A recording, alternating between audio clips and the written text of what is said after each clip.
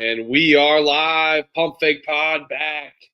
Another conference preview, knocking them down. Our final double up episode.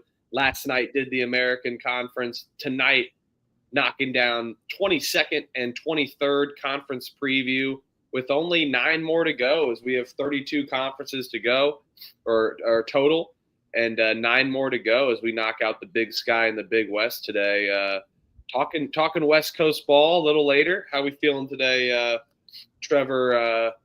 We love a good Thursday night action always. We've loved the Big West. It's been one of our specialty bets, especially the tuck me in kind of bets as they start at 11 Eastern. I need UNLV in here for his Big West. He's the Big West guru. It's isn't it UNLV 94? No, it's Danny Dumbshit. Danny Dumbshit or UNLV 94. They both haven't been in here. I don't know. Both in here. I know Danny Dumbshit's the Big West guy, but well, I need them both in here then. Yeah, how we feeling? Feeling great. Ready to get after it. Get these out the way and get the season underway. All right. Yep. We're definitely focused. We're talking about every team. This is the Pump Fake Pod. Make sure to like and subscribe. This is a lot of fun here, going through every team. Got to learn about every team. It's good. We're definitely figuring out everything about all these teams and their roster turnover and all the changes this year. So we'll be going over every team alphabetically, go over the predictions. I'm Michael_Huffer3. That's Trevor at Stooley Picks. And then Elliot at IM_Money. Let's get into it. This is the Pump Fake Pod. Big Sky. Eastern Washington, the Eagles out of Cheney, Washington last season, 10-22, 6-12 in the BS. 2 returning starters under Dan Munson. It was a rough year for Eastern Washington. I mean, we know Eastern Washington and what they've been able to do historically. They've been a winning program and have been competitive in this Big Sky. But last year, I just felt they lacked everything. They lacked offense. They lacked defense. Now you bring back 2 returning starters.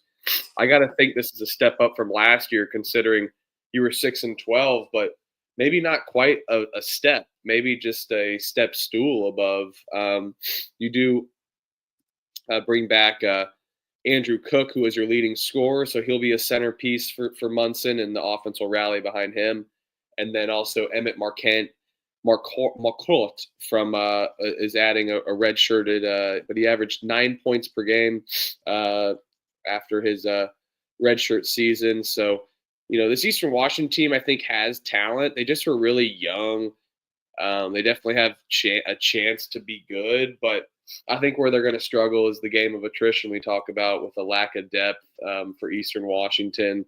I like Munson. I don't think he's the best, but I mean, the program itself of Eastern Washington is attractive in the portal. It's attractive to recruits.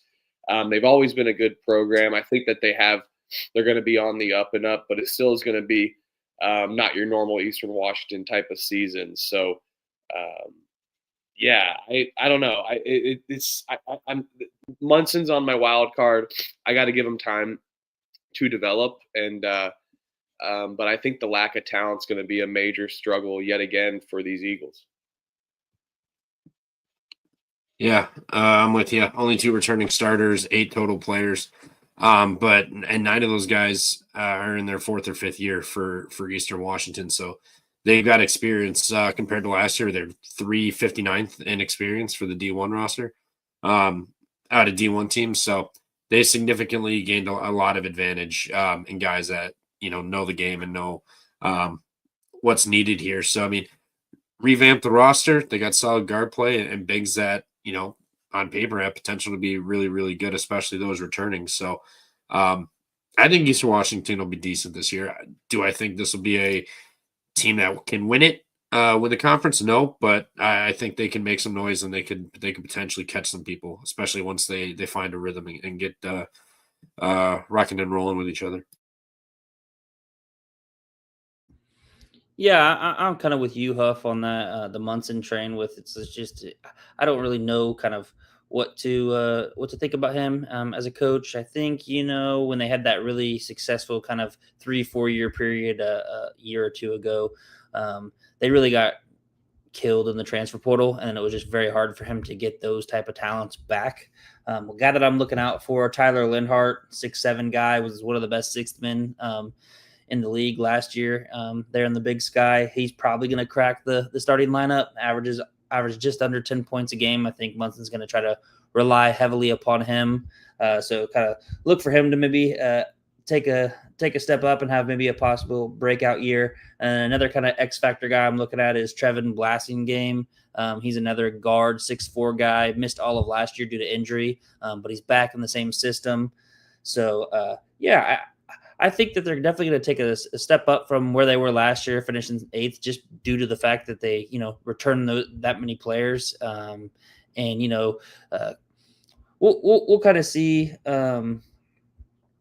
how it works out for him. Interesting. I was just looking up because I thought one of their guys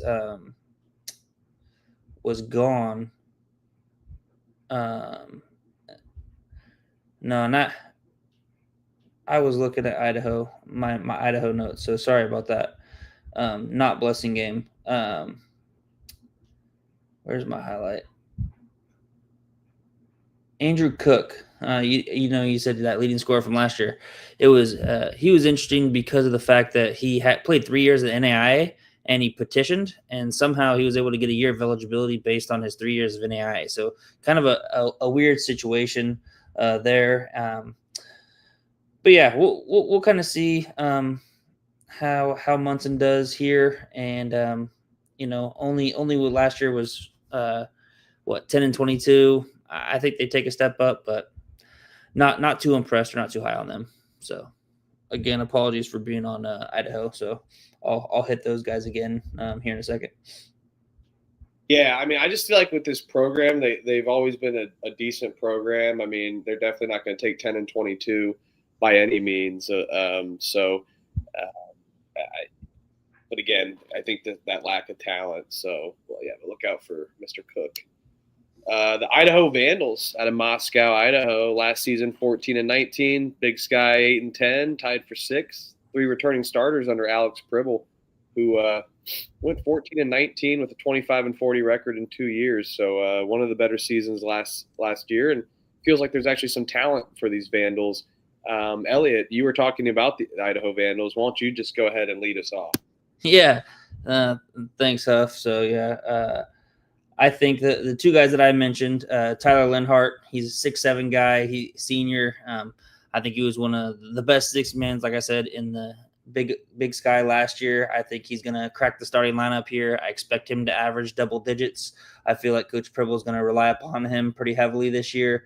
And then the other guy that I'm interested in kind of watching and looking at is Trevin Blasingame, again, 6'4" junior guard, missed all of last year due to injury. I think he's going to be another impact player for them, shot 40% from the 3 the year before. So look out for those 2. Idaho, it's kind of, Idaho State, tough place to travel, tough place to go to. You see there in the Big Sky that a lot of the teams kind of get picked off there at home. Idaho's pretty typically better at home than they are on the road, which would make sense in just the fact of the travel aspect of things.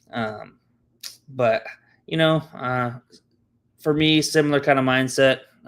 I see them kind of middle of the pack, not too great, but not for the fact that they're going to be like ridiculously bad or an embarrassment where they'd be at the bottom.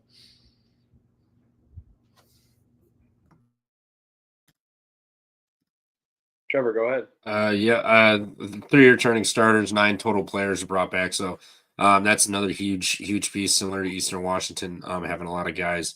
I'm sorry. Yes, they got 9 guys back. Their most successful year under Pribble was last year.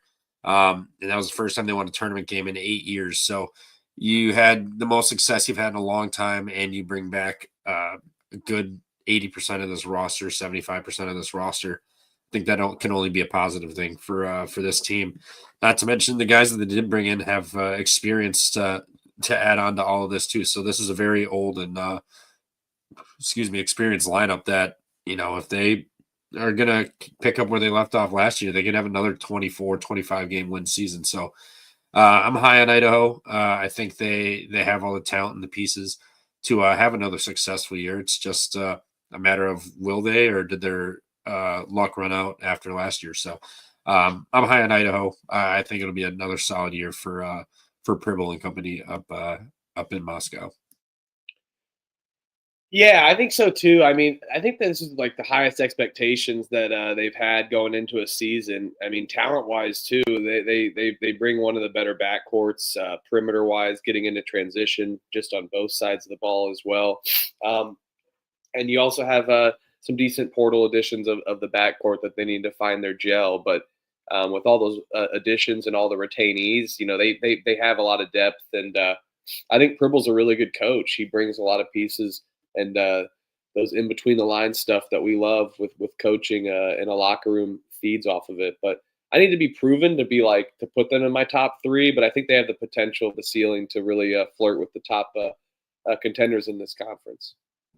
Yeah, it's interesting too. When you talk about those guards, Colton Mitchell, he transferred in from Idaho State, so kind of weird to have a guy that transferred in from their arch rival. But he's a hell of a player. He was a freshman there last year at Idaho State, averaged 11 points, led the Big Sky in points per game for all freshmen. So the fact that Idaho was able to steal him from Idaho State, I think was a big get for them.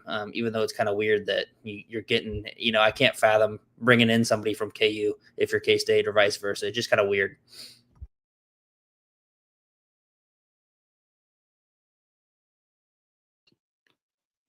Yeah, they're let's see if their defense can pick it up this year and really compete with some of these top teams. Another team flirty out of Idaho is the Idaho State Bengals out of Pocatello, Idaho. Last season, 15-15, 10-8 in the Big South. 2 returning starters under Ryan Looney. The way they like to play is that kind of in and out style of play. And I think that they're very dangerous. It's been a while since they've made the NCAA tournament. They've really been a dog crap team in this conference and other conferences that they've been in. But mainly just the Big Sky is what they've been in, I'm pretty sure. So this is one of their most talented teams, though. And another team out of Idaho that's really talented. And now you have an experienced coach as well going into year 7 at Idaho State. So he understands the ins and outs of other teams as well. And the guy that you want to look out for is Caleb Vandegreen. So 6'8" senior, definitely could play all conference player of the year. Kind of reminds me of like a Mike Dom-esque kind of player. He can shoot the ball. He's very dangerous down low as well too. And I think Idaho State is another team out of Idaho that has a lot of expectations going into this season as well. 15-15, but 10-8 in the Big Sky was very impressive. And I think that the size that they can bring down low and the amount of depth that they have in the front court could be very dangerous and advantageous for them because they may have one of the best front courts, if not the best front court in this conference. Yeah, Idaho State, Idaho State. 2 returning players, and then they got that D2 kid that led the country, or no, he set the single season record in D2 for scoring, rebounds, and double doubles last year. I mean, 30 double doubles. I don't know if that was career or what, but he does have the D2 record, whether it be during his career or last year for the scoring, rebounds, and double doubles. So that's a big get out of the D2 ranks. And then they got 6 scholarship players that are 6'7" or taller. So they have experience and size returning all over this lineup, which is going to be huge on both ends of the floor, as well as athleticism to go with that. So they've got a bunch of athletes that have experience and are tall.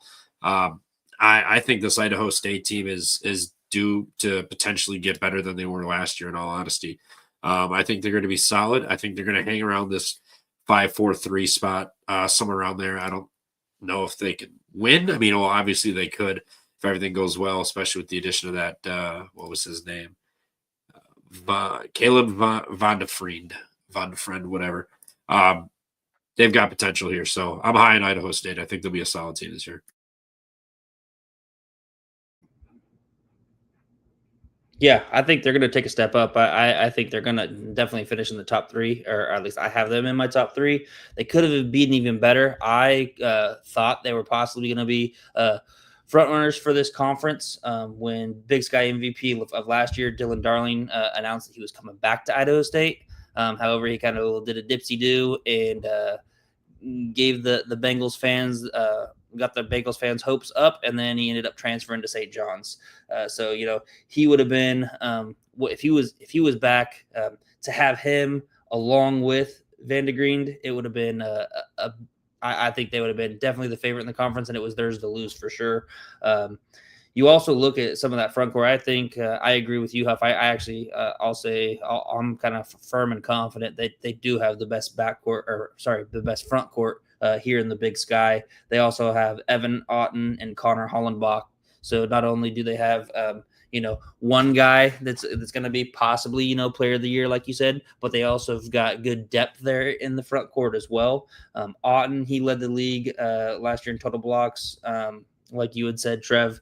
But he was a freshman, so now he's a redshirt sophomore coming back, averaged 5 points, 5 rebounds, almost 2.5 blocks a game. So just yet another big down low. And then we'll kind of see what they get with their guards. I think they're solid. A lot of them come from kind of the NAIA level. But when you have a front court like that you can rely upon and just kind of then have that, rim protection defensively, I think it's going to be a very good season for Idaho State here. And I really wish that Dylan Darling could have came back because I would have been very, very high on them. But still high on them. I think they finish in the top 3 for sure. All right.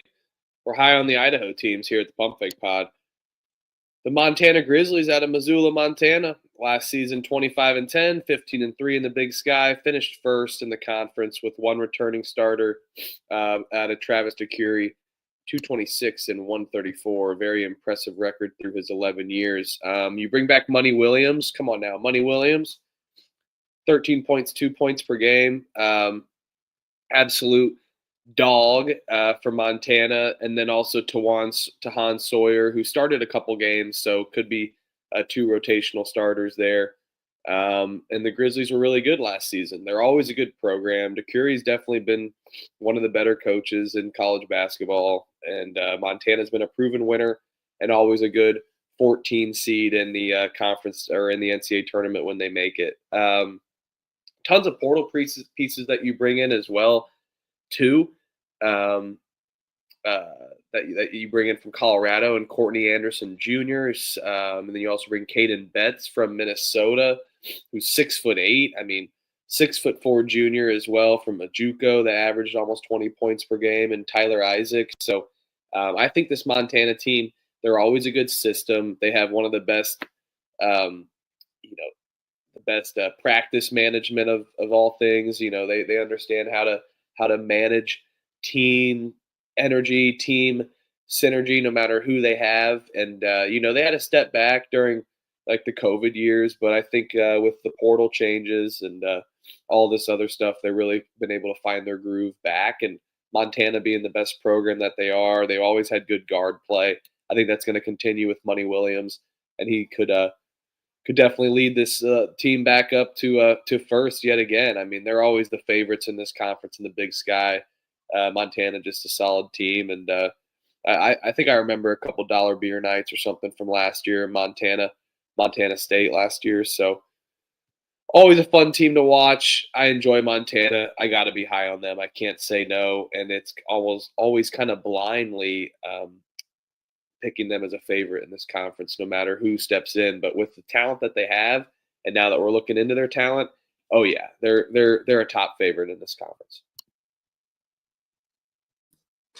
Yeah, experience, and then like you said, Money Williams and Sawyer coming back, big pieces to retain. They're very transfer heavy out of for this roster here, but they've got size and a lot of guys that could potentially even be starters on other teams. coming in off the bench. So I mean, this is a team that's got pieces. They've got multiple lineups. They can hockey shift lineups if need be. Like they've got multiple ways they can play. So I'm high on this Grizzlies team. I think they're going to be really solid under DeCure again, and I think they're going to be making a run to a repeat here in the Big Sky. I do have to skedaddle. It's Kyle Kerm's show was earlier, so I'll hop in when I'm done. Oh, all right, man.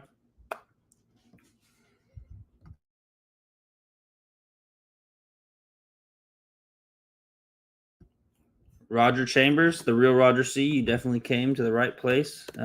It's a fun shit show. We always shoot the shit here, so happy that you dropped in. Yeah, thanks, Roger, for tuning in. We're going over every conference, every team. All our episodes are shit shows. So if you want to hear any conference that you missed, feel free to tune in to any recording episodes. 23 out of 23, or 23 out of 32 after tonight. So we're getting into the good P5s. Talking Missouri Valley next week, all the fun stuff. But this is fun too. Montana, I'm high on them. Come on now, I think everyone has to be. What about you, Ellie? Yeah, you talked about the guards. I think there's some opportunities that exist for a few guys that are coming in and for the front court positions. One of them is Trey Taylor, coming from Chico State, D2 there in California. 6'9", so not like super tall, but he's built 6'9", 220. Averaged 13 points, 6 rebounds a game last year for Chico State. I think he's a guy that can really make a smooth transition and play some good minutes for Montana, probably at the 4, maybe a stretch 5. And then another guy that I'll mention is a freshman that they brought in, actually, Kenyon Aguino. He's from Albuquerque, New Mexico. He was actually a 3-time Gatorade Player of the Year there in New Mexico. So kind of unheard of to have somebody win Gatorade Player of the Year as a sophomore, junior, and senior. But averaged 20 points, 10 rebounds, 5 assists, shot 60% from the field. So kind of showed why he won that, 5A state title last year. So big school there in New Mexico. It wasn't like he was putting up these numbers at one of those small little podunk towns that I grew up in. But 6'7" freshman, kind of a proven winner. I think he can make an immediate impact. And I think Montana and Coach DeCury is really high on him. I think the big thing about that is just trying to keep him hidden from other higher mid majors and other like Power 4. If he starts to produce at this level, I think some NIL can kind of maybe lure him away. So I think they're going to try to keep him hidden a little bit. But you bring up Money Williams. He's my favorite player in the Big Sky. Obviously, I'll have to show you this. I pulled it up. So Elliot's my middle name, so I go by Elliot. Last name is Money, but my actual official first name's Pepe. That's why he doesn't go by it. So my real name is William. So as you see on my next flight that I'm getting on, William Money. So classically, Money Williams has to be my favorite player there in the Big Sky. And he's probably one of my favorite players in basketball just because of the reverse name. And he's a dog. He's a dude. He's a stat stuffer. The best thing I like about him is he's very humble. A lot of NBA scouts are already watching him, recruiting him just for the role that he plays. I mean, you look at last year with 11 games left, he stepped out back from his starting role, came off the bench. Montana went 10-1 to finish the season, and he still produced pretty much similar, had similar production, but never complained, never pouted about coming off the bench, which I think is, in today's society, we're kind of a soft society, and we don't like change or, expectations that we may have. He really took that role, assumed that role, and made it his own, didn't make it a problem. So really, really impressed by him. But, I can't go against Money Williams here in the Big Sky. I'll foreshadow Montana's going to repeat. I got them as my number 1 in the Big Sky with Money Williams at the helm, baby. Oh, yeah, the Grizzlies. Bang, bang. A team that's always a good program as well. There's some good basketball up in Montana. They also have a hoop up in that mountains. You could probably chuck a basketball a decent amount of ways. But I think we're going to see a step back for these Bobcats, unfortunately. Montana State, always a good program, always good in the in their conference tournament as well, no matter what talent that they have in Bozeman, Montana last season. 15-18. 9-9, finished 5th, 0 returning starters for Matt Logie, and 32 and 36 under 2 years. So pretty good tenure for Logie. I mean, but now it's just a whole new rebrand, right? You got a lot of D2 guys that you're going to have to go into the portal. You grabbed Calvin Holden, Davian Brown. I don't really know much about them, but I know that they averaged a lot of points and were stat stuffers on rebounds and assists. So they were valued pieces in these teams. I noticed you're going into the D2 JUCO. They're only grabbing dogs. I've noticed it's pretty fun. We've how many teams that we've gone through, 200 something now. It's like a lot of these teams that are going to portal for JUCO and D2, they're grabbing stat stuffers in that league. But you bring in a transfer from the Washington Huskies and then Colorado State as well. Chris Hodges from Wisconsin. If he's from Wisconsin and he's transferring, he's tall, I can already see the player profile that he has, and he probably has a clip. So I could expect him to have a bigger role, but they really just have lost everything. This is a whole new rebrand. I think this is going to be a step back, and we've seen it before with Montana State and their rebuilds, but they've always been able to get back. They have a good program, but I don't know. I don't know how to feel about Logie. I think he's an okay coach, but he's really going to have to work with what he got this year and in 2025-26, and I think this is going to be a major step back, and it's kind of been a mediocre start for Logie in his first 2 years anyway. But yeah, I mean, you never know. This team's always surprising. They end up winning games. They can always be competitive for whatnot. I feel like they lacked talent last year as well, and still finished 9-9 in the conference. So they could, but my expectations are pretty bleak for the Bobcats. Yeah, I think we're similar on this, man. Ever since Danny Sprinkle left at Montana State, they really haven't been the same. You look at Logie's last 2 years, year before last, 17 and 18, last year, 15 and 18, kind of similar pass. The only thing that I think saved him his first year was they made that surprise run there in the tournament and won the 2024 Big Sky tournament, got to the NCAA tournament. So that kind of helped him kind of make his case in that first year as a head coach. They brought in 9 returners that year. Last year, they brought in 9 returners after that 2024 conference tournament win.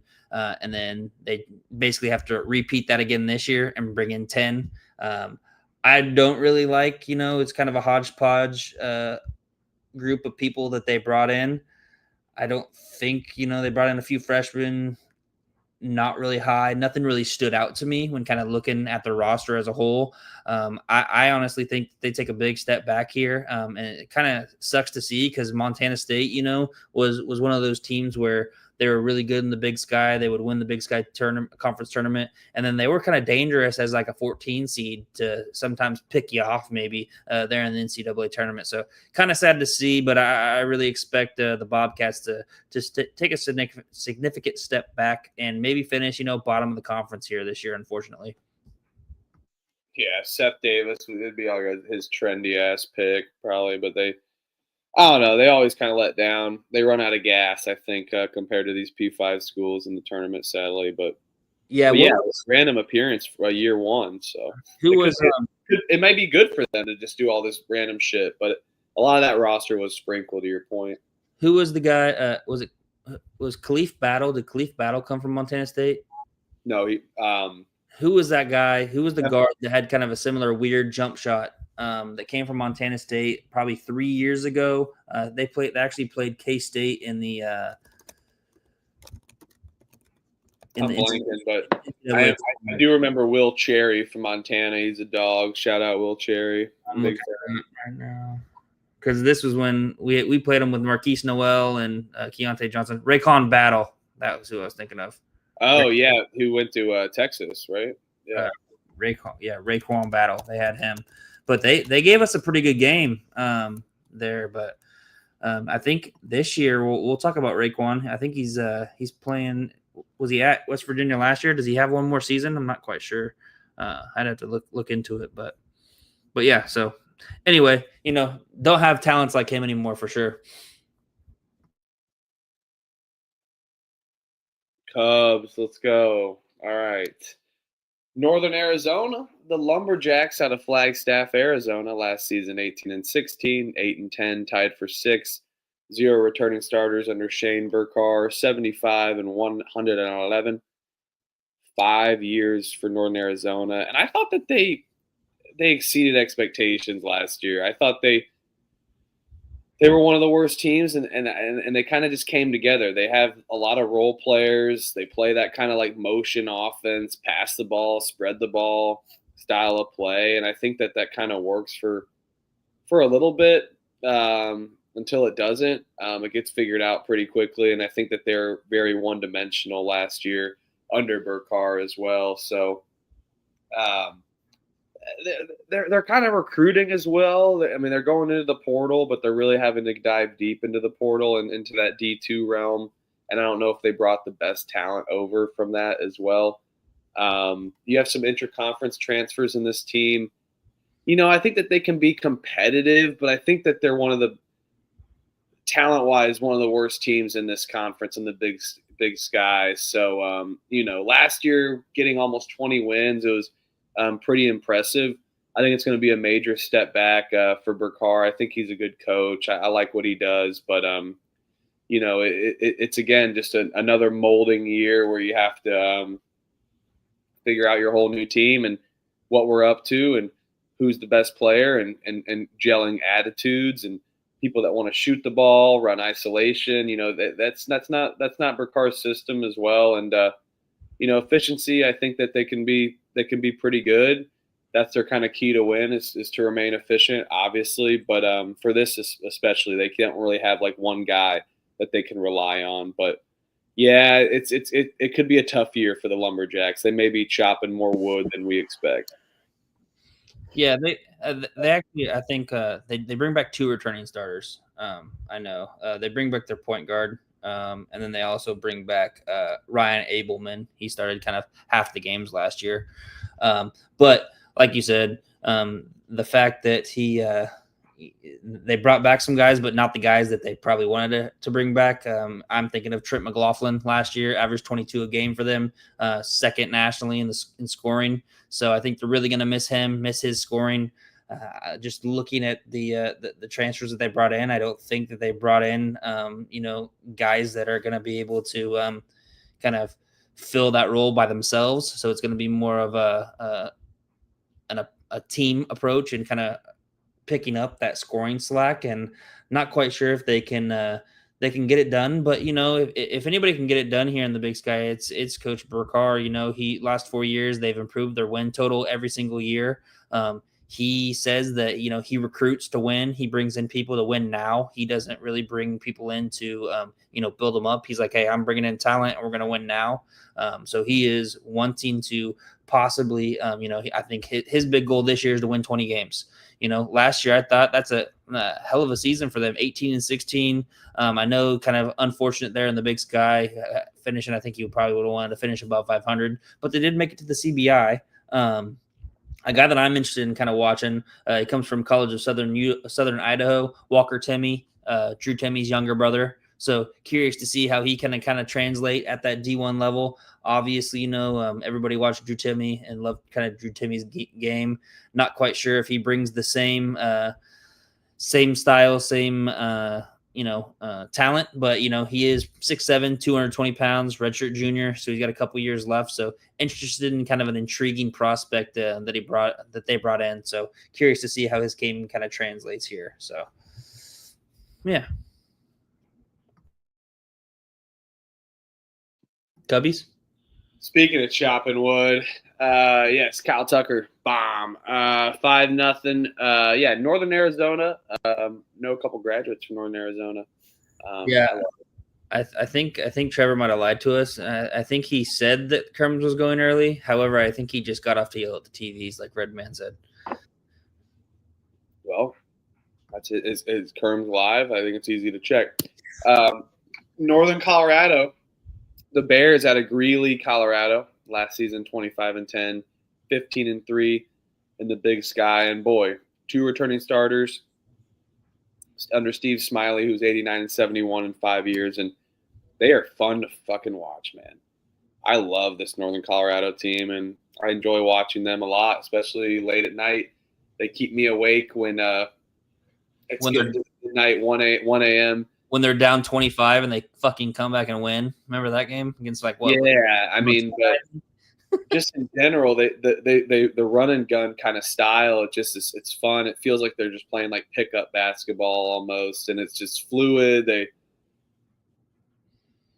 It's basically like a 3-man weave in motion. It's just awesome. But yeah, you bring back Brock Wisney, 6'9" senior, Zach Block as well. So you bring back your size players down low in the perimeter. I like this Northern Colorado team. I think talent-wise, it's not their best year. It's a step back. I don't think you're going to be 15-3 like you were last year in the talent that you have and losing the portal and just kids getting older. But I think under Smiley, he's been able to do that, and they're always going to push that tempo and run fast, and they're always going to be going for shooters. But I think they brought in a ton of size. So if they have athletic bigs that can kind of get up and floor and get into transition back on both, they're going to be solid. So I'm curious to see how that works with kind of like their style of play, having so much size. But I think the season's definitely going to be a step back for the Bears, not competing for the Big Sky title, but definitely going to be winning games, being competitive, just under the system that Smiley's developed. Yeah, it's fun because they scored the freaking basketball. Sixth in the nation last year in effective field goal percentage at 57%. I think it's I'm kind of I was kind of intrigued by the fact that he brought in a lot of that front court and has a lot of those good front court players in depth. When he kind of runs that kind of run and gun type style where they're going up and down the court. So the fact that he didn't bring in as many guards that can really score the ball kind of was, I don't know, not necessarily concerning, but just was like an interesting take, in my opinion. And I think that that's really where they're going to kind of lack this year is in the backcourt.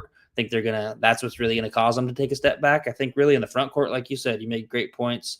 They're going to be fine in the front court, but I think it's the backcourt that they'll really struggle. And I think it also, just the way that they play, I think their depth is going to be an issue as well. You look at the guys that they brought in some good transfers, some good pieces. However, they didn't bring in, you're looking at maybe 7 to 8 deep at the most. So significantly less than what they've had here in previous years when they've been kind of at or near the top of the Big Sky. Yeah, it's going to be a step back, I think. And, yeah, I mean, we'll see if they can shoot the ball. I mean, I'm not going to doubt them. And sometimes it's kind of taught, especially in their kind of motion and fluidity of their offense. They're definitely going to keep their point guards back on the rebound and try to get going. Let's go. Another home run. Portland State, the Vikings out of Portland, Oregon last season, 7-0. Last season, 19-13, 11-7 in the Big Sky. It was a really good year for Jace Coburn, 62 and 64 in 4 years. So building this program up, he's been through the mud and had a couple winning seasons now. So kind of figured out how to win. It's always good in conference play. It's what you have to do, especially in these lower end conferences, because those, in the Big Sky, they're not going to be like we've been talking about, teams being 2-9 going into conference play and having a good conference record, but just a bad overall record. These teams can finish around the 500 mark. They're going to play tough teams in the P5, but always some decent MTEs or, playing a random East Coast team that's pretty similar competitive wise and NIL wise. But I like this Portland State team. I think they definitely have some Viking mentality here and definitely have some Vikings. They're one of the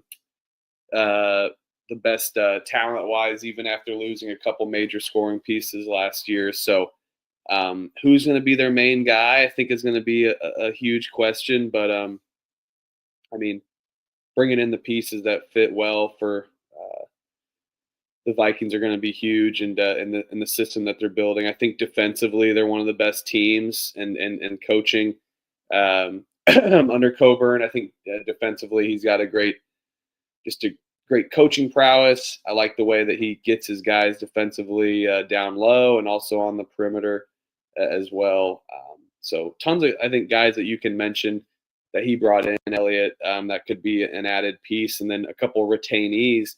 I think Portland State's definitely going to be in the top half of this conference and good yet again with top talent.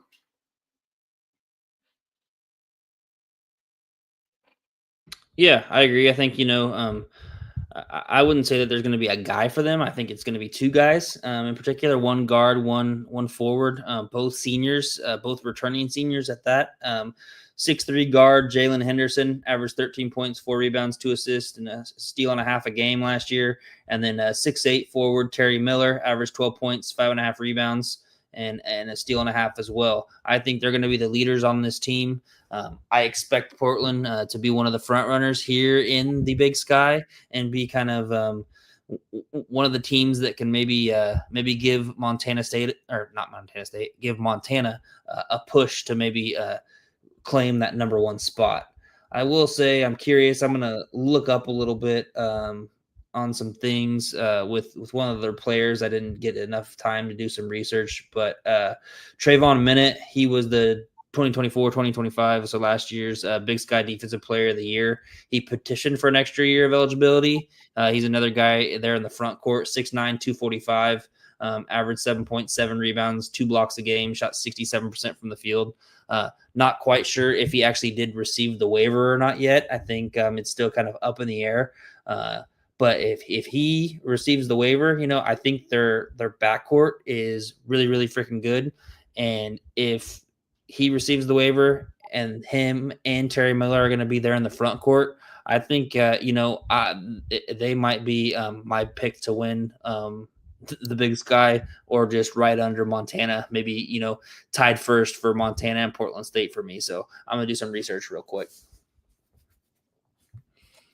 Yeah, I mean, they always have had a good front court. I think big men have always been their expertise and specialty, and I think Coburn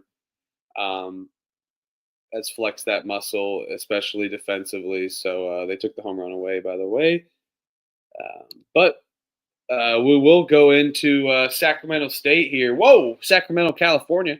Last season, 7-25, 3-15 in the 10th, 0 returning starters, but you do have a new face coming in.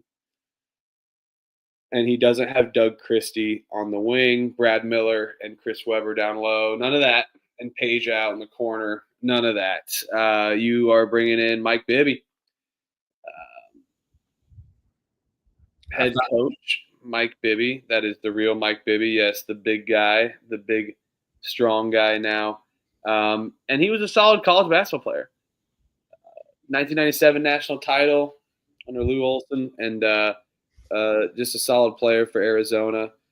So he has that college basketball mentality, although don't know if the NBA game works, but it's definitely going to work for maybe attracting portal players or recruits.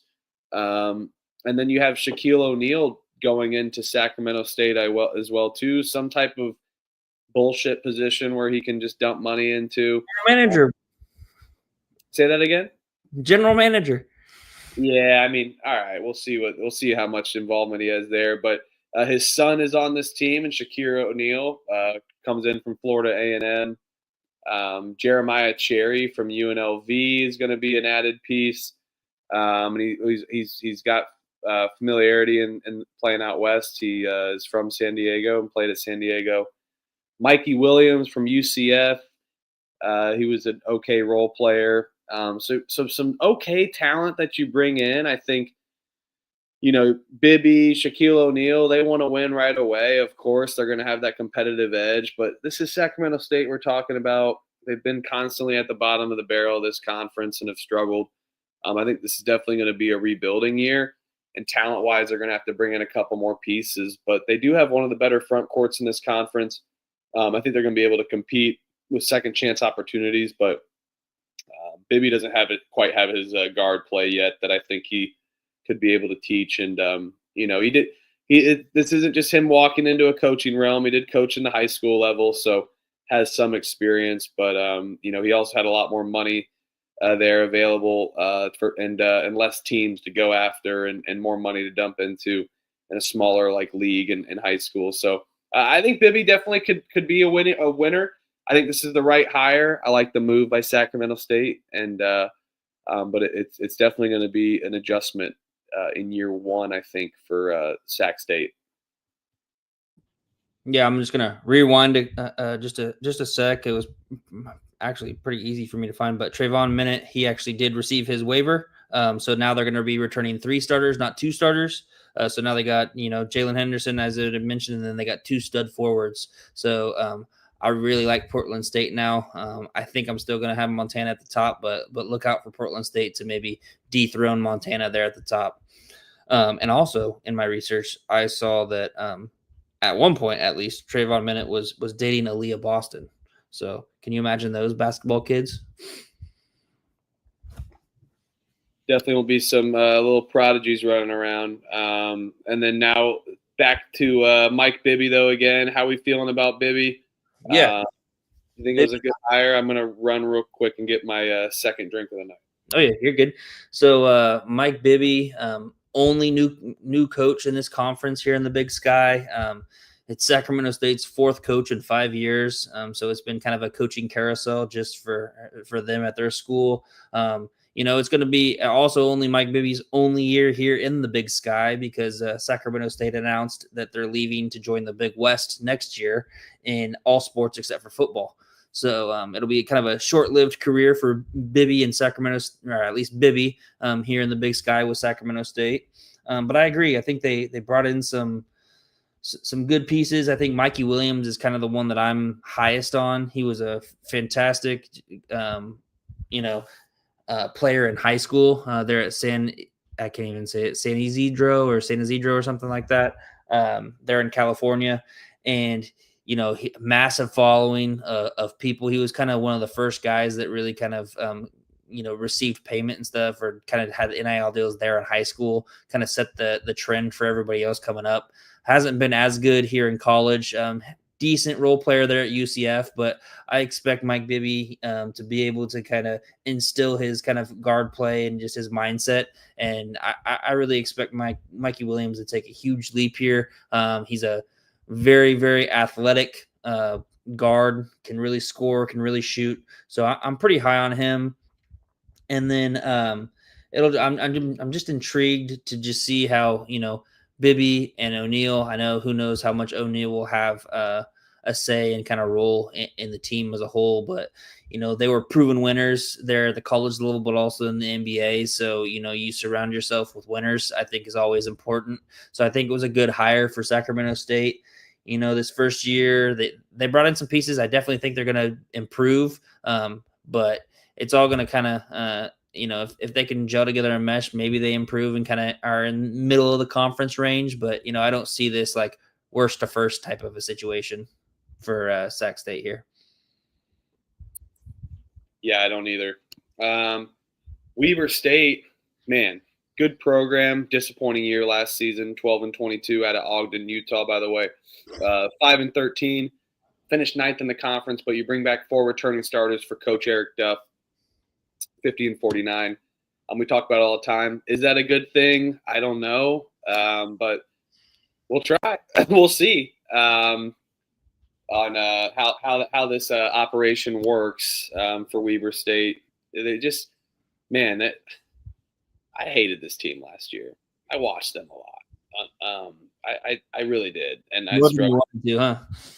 Yeah, a little more than I wanted to, and then I finally came to that addiction where I beat it and overcame the addiction of betting them. James A., you're a G, my friend. Thanks for tuning in.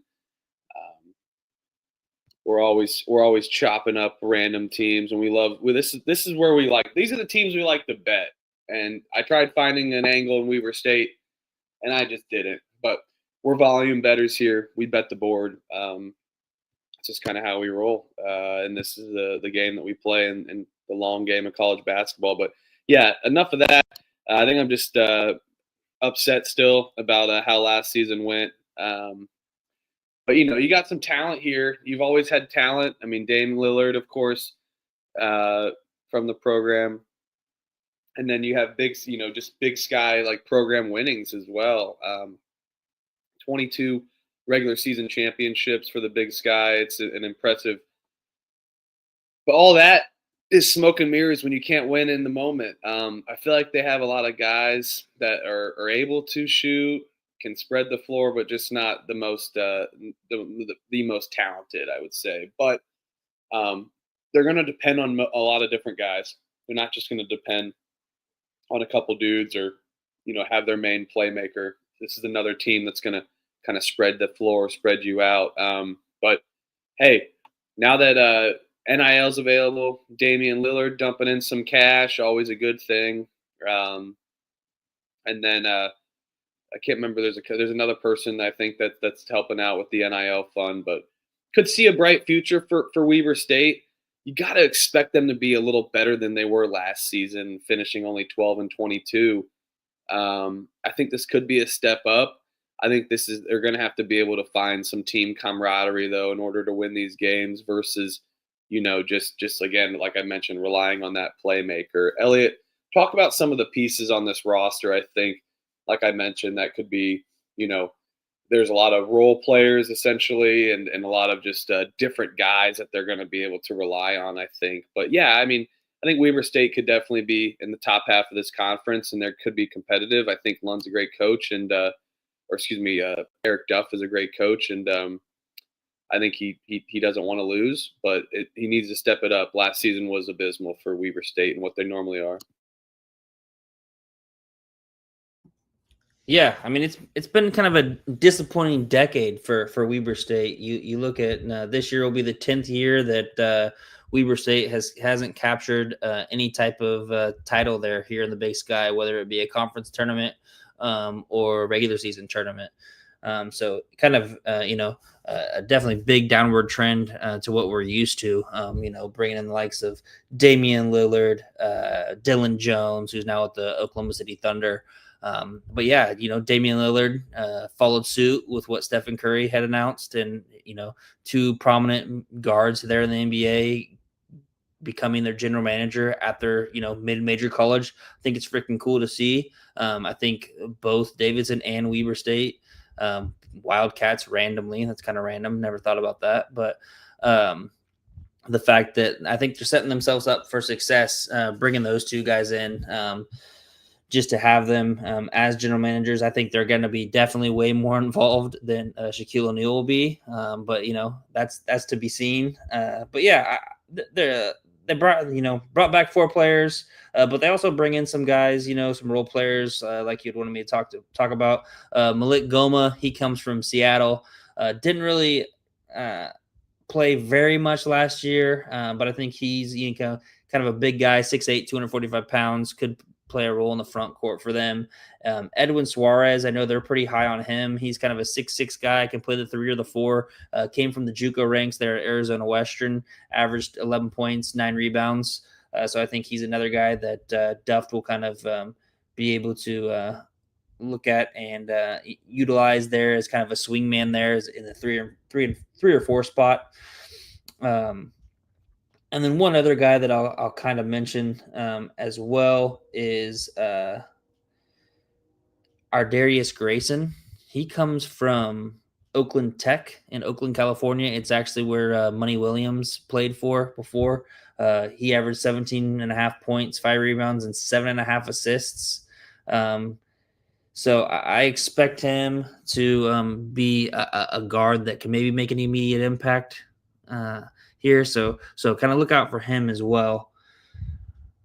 I think, that they've kind of Eric Duff, they've kind of flushed last season away. I don't think that, they're thinking too much of it. They're not going to dwell on that anymore.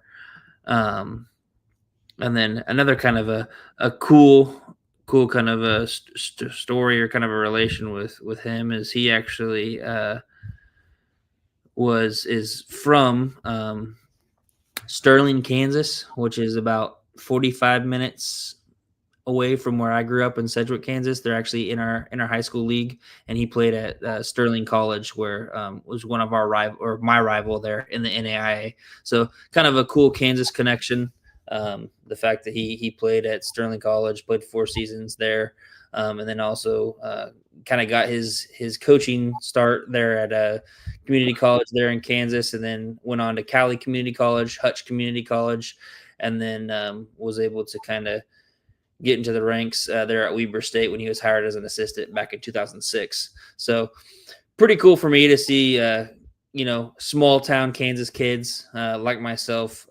having, some big time success on the NCAA level and getting the opportunity to kind of show out. So just a cool deal. Shout out to the KCAC, shout out to Sterling College, and shout out to Coach Duft. Shout out to Duff. Let's see if probably dive back in. Who am I kidding? All right, that's the Big Sky here. We are the Pump Fake Pod. Big Sky, a lot of fun. How are you feeling overall? I mean, I think we know our standouts. I know the ones that I'm excited for. I'm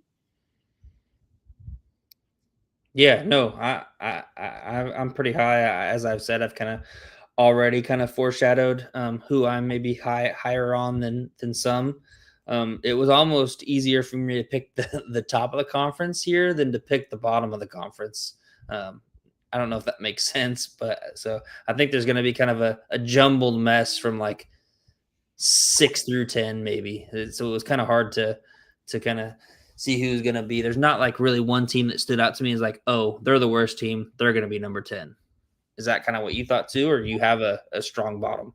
Yeah, I'd have to agree. I think for every conference, that's kind of been my motto, low key. Like, it's been tough to pick the lower half of the conference just because there always are sleeper teams. There are always random people that come out of nowhere versus the talent and expectations wise. But I think that could always make it tough. At least not for some. I mean, some conferences, of course, we know are cellar dwellers, but for some, it's been really tough to pick like that 8 through 6, 8 through 5 window because there's 1 or 2 games away from being 8th or 4th. For sure. So. But it's like, typically we've all kind of had those, like last night, and in America, we all agreed, oh, Charlotte. There's like no thought of like who's the worst. And this conference, I'm like, I have to think about who's the worst. Like, there's not like a standout of like, the worst team in the conference. Whereas I think we're going to struggle with that in this next conference as well, too. For sure. It's like Big South. It was like, oh yeah, USC Upstate, of course. So it's just like, I don't know. USC Upstate. They'll be a 20-win season this year out of nowhere now.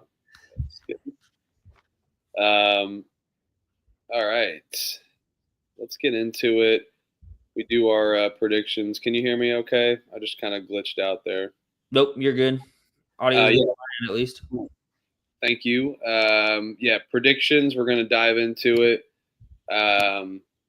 Basically go top to bottom or bottom up, and then we'll share our top. And then all predictions are made by graphics by Trevor, and they're all on our Twitter, so you can take a look and haze us down the road and when we're completely flat out wrong about a couple teams. But that's going to happen when we chop up 366 teams. So this is what we're doing. But we got 10 to go through now. 10 in the Big Sky. Let me pull up my notes here. This is what we do. We actually study before conference play, which is always good. Definitely going to know a lot of players. I think this transfer portal has always been tough. We haven't done conference previews like this extensively. We've kind of just done them as a whole and then just kind of talked about random transfers and teams we're excited about. But now that we're doing every team, I think it's been really nice, and I feel really prepared for this upcoming season. That's for damn sure. All right, I'll start off with number 10.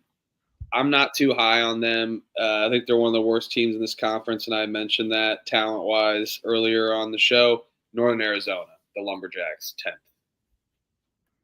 Yep, I agree. That's what I didn't want to make him 10th just because I think that he's a good coach and he's kind of slowly improved his win total these last 4 years. But I just don't, his kind of recruit to win now philosophy might catch up with him here. The fact that I just don't think he brought in as talented of players as he has here in the past 3 or 4 years. So, yeah, Northern Arizona for me as well. Number 9 for me is Eastern Washington. I'm not too high on this team. I think, I think that they have a good piece in Cook, and I'm just not too high on what Munson did last year. Now they're going to switch up their pieces yet again. I think another letdown spot for Eastern Washington. Yeah, so 9 for me is Montana State, actually. Yep, definitely a step back, and not a surprise for me because number 8 for me is Montana State. And then for me, I have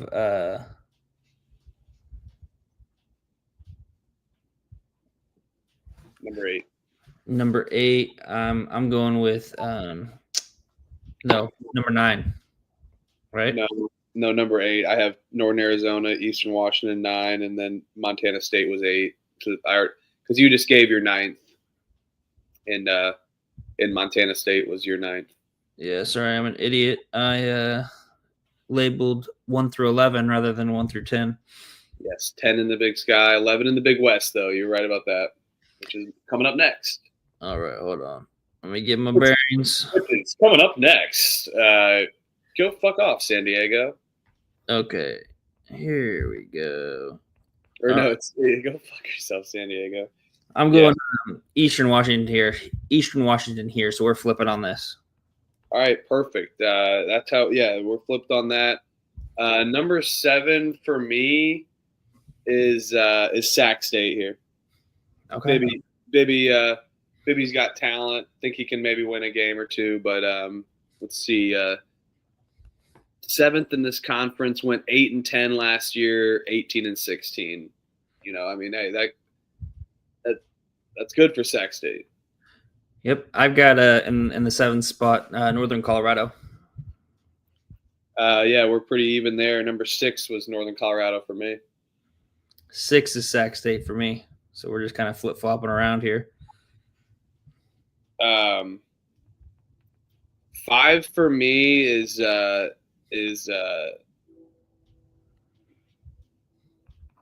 Idaho. I like this Idaho team. I think they're going to be just fine and happy dandy with a top 5 finish in the Big Sky under Coach Pribble. I really like Coach Pribble as well. Yep, 5 for me is Idaho as well. All right, even there. Number 4 for me is going to be Idaho State. They battle off with each other and figure out who's boss in this conference. So I like these Idaho teams. They're top 5 contenders in the Big Sky. I think I'm gonna have them right next to each other. I thought it was interesting. Raymond's got Idaho State down at 9. So I'm curious to see what he thinks that drop off is. But for 3 for me, are we 3 or 4? 4 for me is right? Correct. We're at 3, or no, we're at 4. We're at 4. Correct. 4 for me, Weber State.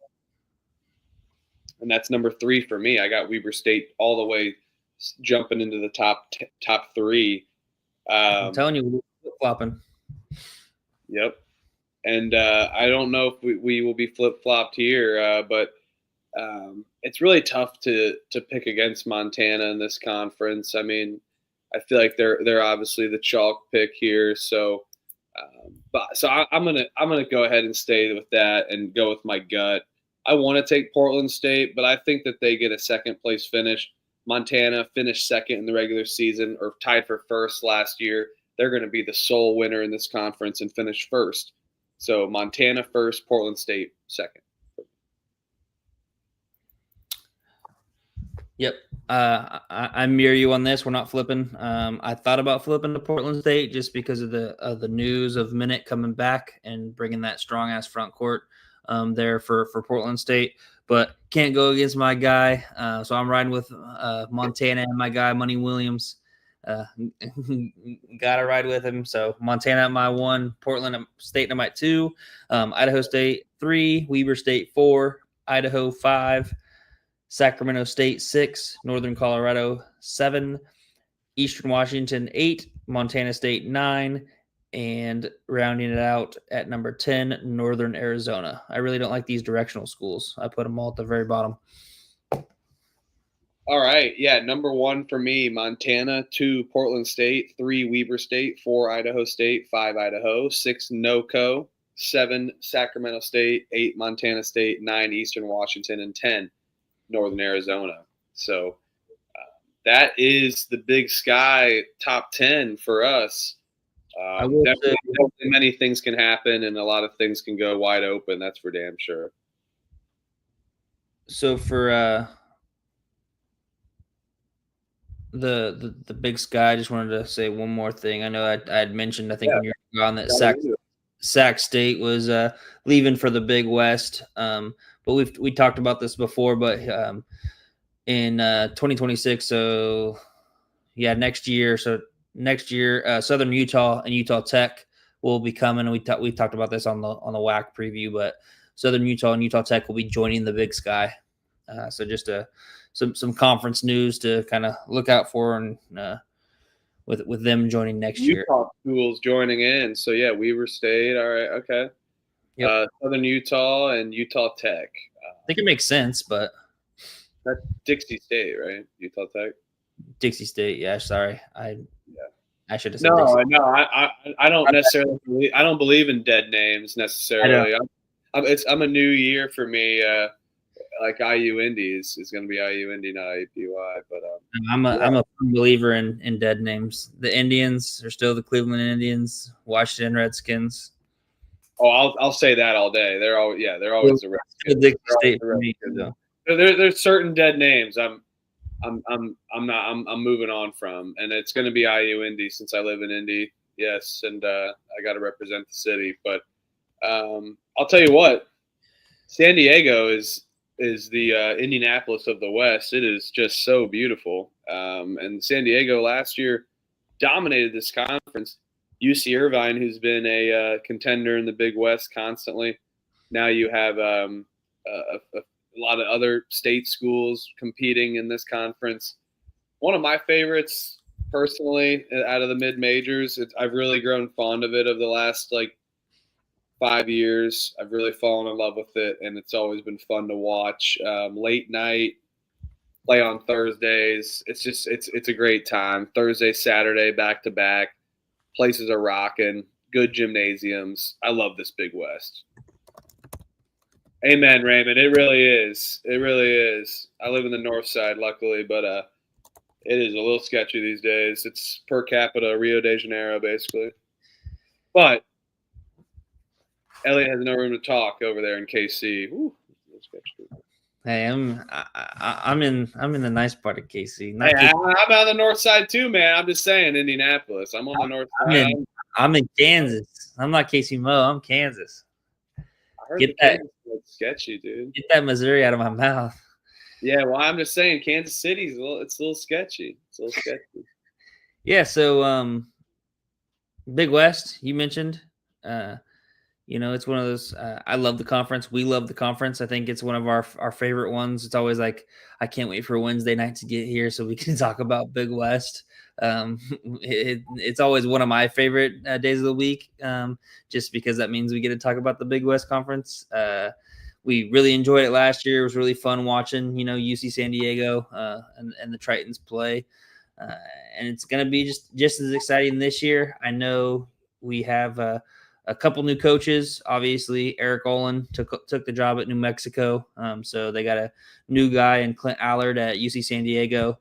And then you got a new coach there at UC Riverside, Gus Arginal. I know that we had talked about the coach from Riverside, and I am completely blanking on him right now. If you can help me, Fordham coach. Oh, for Riverside, Magbio. I think that's his name, right? Coach McBio. Yes. But Arginal was the first-year coach, yeah. Yep. So Magpio is the other guy that left. So only two replacements. But when you look at the players, a lot more replacements and a lot more newcomers than coaching staffs. So I'm excited to dive into this.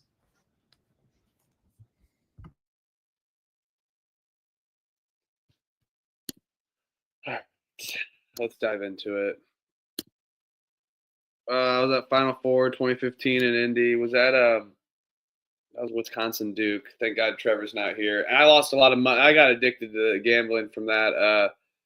I was in an office pool. I needed Wisconsin to win like 20 grand at 18 years old. I was in my dad's office pool. I made like a perfect bracket, and I won some cash. I mostly gave it to my dad, but yeah, that was could have won 20 grand for us. But I was in Cabo senior year trip, so missed that one. I did go to the 2010 Final Four. Was that what, Kentucky and Michigan State too? The COVID, yeah. No, it was Michigan State, Butler, and Duke and West Virginia. Devin Ebanks, Joe Mazzulla. I'm talking about 2015. Oh, 2015, yeah. Kentucky, Wisconsin. I think Wisconsin beat Kentucky, I thought, in the Elite Eight, not the or no, Wisconsin was a 1-2. It was Final Four, yeah. It was Final Four. And then I think Duke, Kentucky. I can't remember. It was Duke Michigan State, I think. Because I think that was when Izzo and Coach K. Yeah. Gates has the best barbecue I've ever had. Dude, these people in KC, they're sickos about their barbecue. I'll put you on. If you ever come back to KC, you just hit me up. I'll put you on some barbecue better than Gates. Gates is good. I'm all for good eats, but I will say this: you guys like fucking brand your barbecue like way too. Like it's like everyone I meet from your area is like, oh, our barbecue way better. Like it's. I'm not saying you're doing that. Have you ever done that? What? No, I'm just saying in general. It's like, oh, Kansas City barbecues. Oh, I'm like, all right, I like barbecue, but yeah, I went to this place in Austin. Everyone's like, oh, their barbecue's so good. I'm like, yeah, this place is bohemian and dry as shit. So for barbecue, but yes, I've heard good things. I like KC barbecue. I like St. Louis's barbecue too. I don't mind their barbecue. Yes. Crab cakes, yes, I would say the same thing. You can even eat freaking crab cakes in Indiana. But yeah, Baltimore way better. Should we dive into it? I'm ready for it. We can talk cuisine on the next show. I think Trevor may had to send off after a bad eat, a little food poisoning incident. So I knew when I saw his tweet that he was betting the Brewers, but not only was he betting the Brewers, but he was betting the Brewers for 2 units. I knew it was going to be a bad night. Oh my God. Yeah. It's, we'll see if he has food poisoning or a little just sadness. Cal Poly, the Mustangs out of St. Louis Obispo, California. Last season, 16-18, and they started off hot, man. Beat Stanford. Beat good teams. They were competitive. Talk about LA Fitness style of basketball. That was it. Lifetime Fitness basketball here. 8-12 out of Cal Poly. That fucking kid with the headband and the long hair. And Mike DeGeorge, that was his first year. So a massive step up from what Cal Poly has done in the past. I love this team and Poly. I thought they were super fun to watch. You know, defensively, they didn't play defense. That's just not how they play. They played transition style ball. Let's run and gun. Let's just get out and just go. But you bring in Peter Boonday back again, Caden Ward back again for Cal Poly, and then a couple transfers that you bring in. I think they're going to fit right away. So DeGeorge has a system. He's going to develop it, and I think he's one of the best coaches that Cal Poly has seen in quite some time to get this roster kind of going. So they're going to run, they're going to cut, they're going to out just try to pace you, and that's the kind of style that they like to play. And I enjoy watching that even without defense. You know, they're going to play a game that ends 101-94 or something like that, and it feels like AAU kind of ball or some. You just go, and that's what I love about this system under DeGeorge. And you know, with that kind of style of play, you're going to have a better guard play versus your forwards and down low peeps. So that I think that's where they're going to thrive. That's where their talent and depth is going to be. But I don't know, man. Athleticism wise, they definitely have a tougher time to compete, and this isn't always the winning formula for winning games. I think we're going to see just another similar year last year. If they're hot, they're hot. They're streaky, they're streaky. So a pretty volatile season again for Cal Poly, I think. Just similar record to last season. Yeah, I agree completely with you, Huff. I mean, the biggest thing is, congrats to Coach DeGeorge just turning this team kind of around. They've been several years of just having single-digit wins, and now you step up and almost get to 500. I think it was a fantastic job by him. However, he was very, very experienced last year, bringing in a lot of his D2 guys over with him.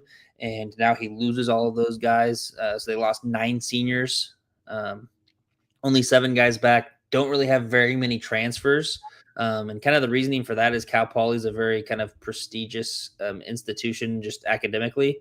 And so when you kind of sign with Cal Poly, you kind of sign on for a major, and they have like this specific track that you follow throughout those 4 years. So it's not very appealing for transfers to come in because it's not like you can just kind of switch majors, things like that.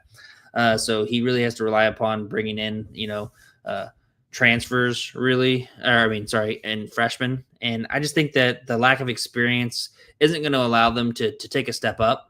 However, I think that he still has the talent to be just as competitive as he was last year. And that's why I think that they're going to be kind of similar, just like you stated. His 5-out scheme is awesome to watch. I think, he had one more year to just bring in the type of players, those typical slashers and shooters. That's kind of what I call it. He just brings in a bunch of slashers and shooters. And I think he brought in a lot of those people. However, they're going to be inexperienced, which is going to cause them to maybe not take a step up this year. But watch out for them here in the next couple years. And if this is true, rest in peace to Sister Jean.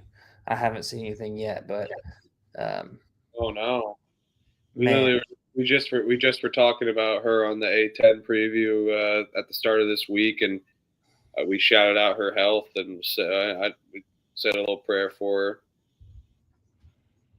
Oh man, yep, she did die. R.I.P. Sister Jean. Yeah, what an incredible life. 106 is what we said. 107. Yep, 106. She turned 106 on August 21st, if I remember correctly. Yeah, man. I mean, she was even going to the games when I was like, holy shit, she shouldn't be at this game. It looks like, man, that's sad. But and that was like 2018. That was like 7 years ago. No, she was fine then. It was like after. This was like after COVID. She had like the frazzled hair and just looked like it's like the meme. People were making memes out of it. It was sad, but I'm like, dude, she just loves basketball. This is what college hoops is. It's a freaking community. But yeah. Loyola University of Chicago, according to their Instagram, greatly saddened to confirm the death of Sister Jean Dolores Schmidt. Tremendous loss to someone who touched the lives of so many people. She did. Internet sensation. Loyola is going to rally. Trust me. We're feeling something with Jim Irsay and the Indianapolis Colts this year.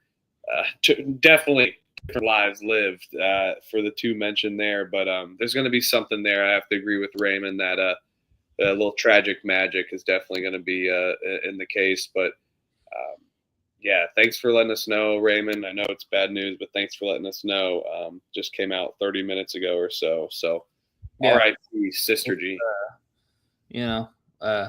Definitely sad. Thoughts and prayers to Loyola Chicago, those who were close to her, friends, family, all of those. But 106, a life well lived, a lot of stories, a lot of incredible lives that she, was able to be a part of and touch. I kind of, you could kind of see the writing on the wall when she had stepped down earlier this summer that maybe her health wasn't in great, but you're 106 years old. A life well lived. Thoughts and prayers to her friends and family. it's sad deal, but deserves to be celebrated, and I think that's what Loyola will do throughout this year, especially once basketball kicks off. A jersey patch in order, make it happen. Need a jersey patch. Yes, there will be a little Sister Jean farewell. I guess not farewell tour, but definitely memorial tour will be in effect. R.I.P. to Sister Jean. Cal State Bakersfield, the Roadrunners out of Bakersfield, California. Last season, 14-19, 8-12, tied for 7th. One returning starter under Rod Barnes, 209, 231 in his year 13. Coming up tenure here. This will be his 14th year, by the way. Teams that lack talent, that's for sure. I think Barnes is a really good coach. He brings a lot of intangibles that are solid. I think that the system, he's a proven winner. He knows how to play these teams in the Big West. But talent-wise, they're just kind of lacking. And they're kind of going to grind you out. Tough place to play. We know that court's really fun to play on and can always be tough. But, they take the jump from D2 into the Big West around 2021. But it's been tough. And their first year was kind of the best. We always see that with a lot of these teams that take that jump for damn sure. But I think it's just been an issue with talent, portaling. So I don't know if it's Barnes is a really good coach, but just sometimes that older kind of style of coaching hasn't been able to translate in this new age of college basketball, which fucking sucks in my opinion. But it's just kind of how it is. The game's evolving, a lot of shooting, changes.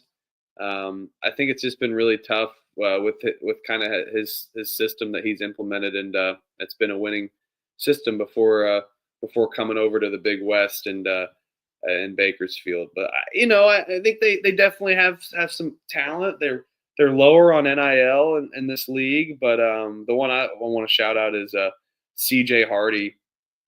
He was a retainee. That sounds like so bad. They retained CJ Hardy, and I think he could have a more prominent role. So a couple talent guys that you're going to bring back, and then you have to go portal in, bring in some recruits. I think they're going to be able to win some games just knowing how Barnes' system is. But again, it's going to be tough for them to squeak into that top 5, top 6 in this conference, I think.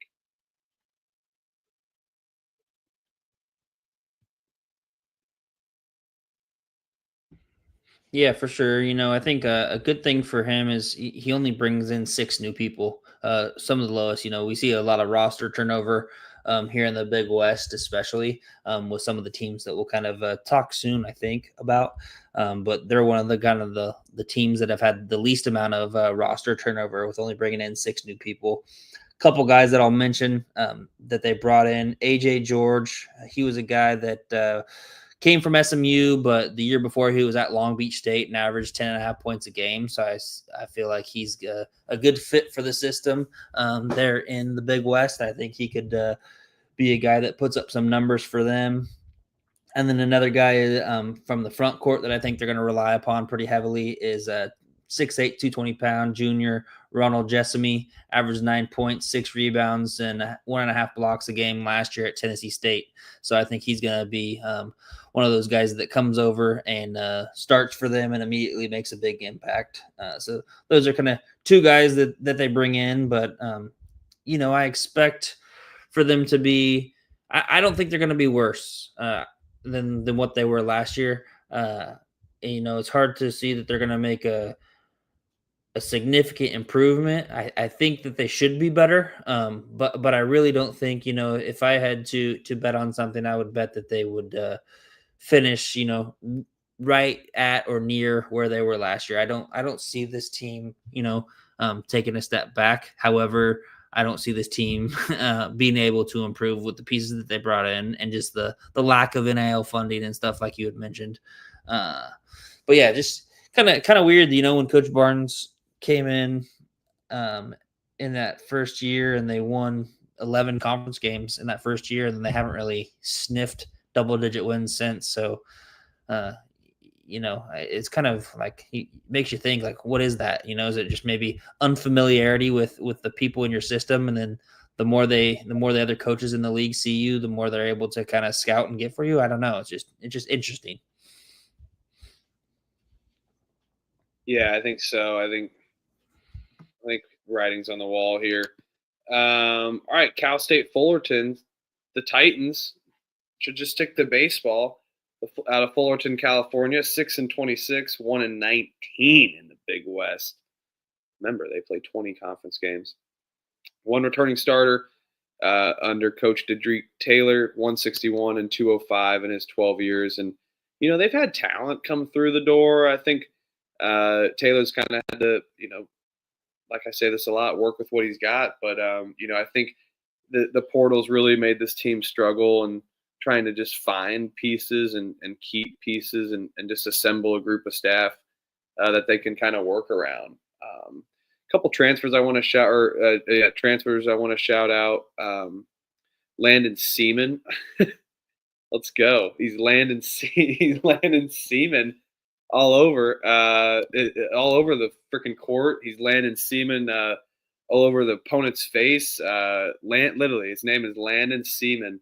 He's a solid 6'8", 220 pounds, 19.8 points per game. So he's sounded like a dog over there, where he's Landon Seaman. You bring in Jefferson De La Cruz, I'm not going to say that. 10.1 points per game, Valparaiso. So you have tons of talent that you kind of bring in. And I think Taylor did a good job in his portal. I think one of the better years for Taylor in the portal as well. And then you also bring back definitely some couple pieces, but only one that actually played, and Kendrick De La Nuna, a 6'10", 230-pound junior. So a lot of big guys on this team. I think front court, they're definitely going to have some dogs, but a completely rebrand. You went 6-26 last year. I mean, how good are you going to be, especially with all the talent in this conference? So I think they're going to still be chained to the bottom half of this conference. But, I do think the Titans have a chance in a future under Taylor, where he's building this not only for the future, but now. Just hopefully he doesn't lose yet again pieces in the portal, because it's been a rebrand constantly these last few years for Cal State Fullerton. Yeah, I think they're going to suck. I think they're not going to be very good. They bring in, the one positive I will say, I probably shouldn't have maybe came out and been that aggressive, but the fact that they bring in 12 new returners is a good thing for them. Shit, you go 1-19 in Big West play, 6-26 overall. That's one of those times where I hope you don't have very many returning starters, and I hope you're bringing in 12 to 13 new players. So they bring in 12 new scholarship players. You had mentioned a couple. Most of them are kind of from the D2 ranks and kind of JUCO ranks. One that kind of isn't, that I'll mention, Billy Nunn. He's a point guard from Sacramento State. So 6.5 points a game, 2 rebounds a game, average about 3.5 assists. So I'm going to stick to the more religious side. While you're talking about Landon Seaman, I'm going to talk about Billy Nunn, because RIP Sister Jean. But yeah, I don't, I don't think they're going to be very good. I see them being at or near the bottom of the conference. Maybe they improve and win 3, go 3-17, 4-16, and hopefully maybe reach double-digit wins overall. But I don't see them being a very formidable opponent here in the Big West, especially with kind of the talent level of most of these kind of top 8-9 teams that we've seen year in and year out here in the Big West. So yeah, it'll be rough. It'll be rough. But hey, they got Landon Seaman on their team, so Billy Nunn. Yeah, I mean, hey, let's parents, what are you doing? Like, hey, last name's Seaman. I mean, I know my mind's in the gutter, but I think a lot of other people's as well. And you're gonna have a kid named Landon Seaman. I think that's like a prank call name. Everyone call Mike Hunt. All right, Cal State Northridge, the Matadors out of Northridge, California. Last season, 22-11, 14-6, second in the Big West. One returning starter under Andy Newman. Talk about really good coach. Cal State Northridge was not that good of a program, and he's been a proven winner right away for Northridge, and he's had really good teams. I like this. They play that kind of slower kind of pace, but there's always fast league play. You know, they got to be able to keep up, and I think they're able to do that. They're good at playing both sides of the ball. An NIT appearance last year as well. So, you know, you do lose some pieces. I think that's really tough, which I think is a problem. You lose Keontae Jones last season, and he's going over to USC into the Big Ten, which we'll talk about in 2 weeks, week and a half, or I think 2 weeks from today is the Big Ten episode. And then Josiah Davis comes in from Niagara, who's their main scorer. So he'll be leading that point, kind of taking over Keontae Hughes' role, Keontae Jones, because they also have Larry Hughes II. Yes, Larry Hughes' son, transferring in from St. Louis. Larry Hughes, who was that tool player for LeBron James over in Cleveland, solid point guard throughout the NBA. You know, you got some other transfers coming in from New Mexico, your classic JUCO transfers as well, UNLV transfers. So talent-wise, I think this is a step back from what they've had under Newman, but he's been able to really like have these teams ready to go, and they're able to score, they're able to play defense, and they're able to bang down low as well too. So I think with this Big West, it's a little it could be anyone's game for anyone in that top half. It's not just UC Irvine. There's going to be another UC San Diego that we see, I think, in this conference. Maybe not another 30-5 team, but definitely going to be some winners in this conference. And I'd have to say that CSUN's right back up with them, just with how Andy Kennedy coaches these players. Andy Newman, you're having Andy Newman. Sorry, back to last night. Yeah, sorry. This happens. This happens. It happens. Andy Newman. Yes.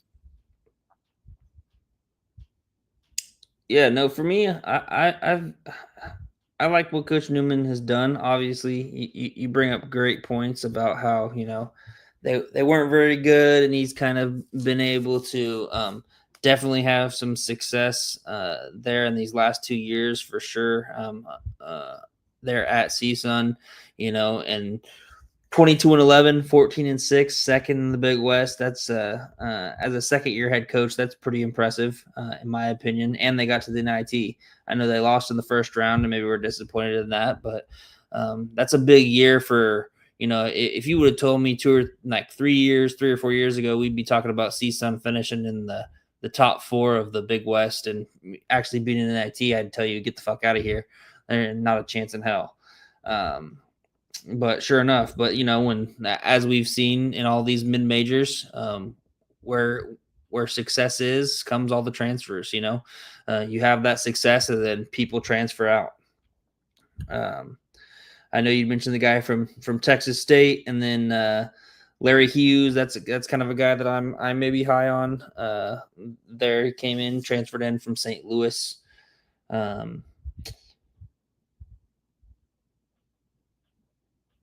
Another guy that I think that wasn't very, you know, good statistically last year, didn't really put up any numbers, was Quentin Webb, kind of a 6'6", kind of a guard forward. He was at New Mexico, and then he came over, and I think they were pretty high on him of playing, but then unfortunately he ended up tearing his Achilles here in summer workouts. And so I think they're going to definitely miss him. You know, it's always kind of unfortunate in this kind of portal era where you bring in a player, you're pretty high on them, and then, you know, when they get here during the summer, and all of a sudden they tear their Achilles, and then you're like, oh shit, well, I'm out one of my big portal players that I thought was going to provide a huge impact. I mean, injuries always suck, but I think it especially sucks when you're kind of, you know, planning your season around bringing in these certain portal pieces.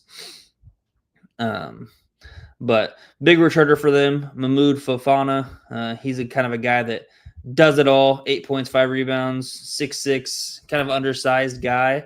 But he just gets it done. He just is a kind of a I always like to use the term junkyard dog. Kind of does things that nobody else wants to do. Dives on the floor, gets after loose balls. Hustles when somebody else makes a turnover. Doesn't ever put his head down. Just kind of does all the little things and does the things right. Definitely a guy that I think is, one of the favorites for Coach Newman, because how could you not like a guy that wants to do all the little things and all the hard things that not a lot of people want to do and want to kind of grind out. And then lastly, a guy that I'll bring up is James Evans. He's a 6'7" redshirt freshman from Wichita, Kansas, kind of my hometown area. So just had to shout him out. He was prep school last year, averaged 20.7 rebounds. So not quite sure if he'll, start, but he should definitely be one of those guys that comes off the bench and plays a significant amount of minutes for him. And I think Coach Newman is definitely high upon him as well. When I look at CSUN as a whole, I know they lost some pieces. Success brings that portal transfer disappointment, of course, for all the Matador fans. But I think they should be high upon Coach Newman and just what he's kind of built in these 2 years. I think they're going to take a step back here this year. However, I don't think it's going to be, they're not going to be near the bottom. I see them more as a middle tier team here in the Big West this year.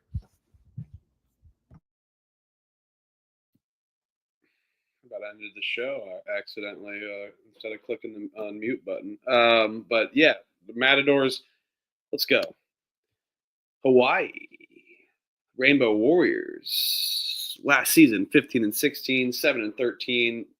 Just a bad season, I think, for Iran Gano, and his 12th year coming up, 173 and 118. Only 2 returning starters and only 4 returning players total for the Rainbow Warriors, but he's feeling confident. You got to think that Hawaii is a pretty good program. You also bring back your 6'10" Lithuanian Gaitis Nemaskita, and with an extra year of eligibility with that Diego Pavio rule, which is always solid. And then you bring in Dre Bullock from South Dakota, Coyote.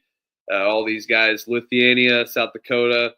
Tanner Cuff from Evansville as well coming in. So going to experience what the Hawaii Islands like and getting that island time for sure. After I don't know why you'd want to leave Evansville, Indiana, but I guess so. But yeah, this is a new thing for Gano. I think he's experiencing what the portal did.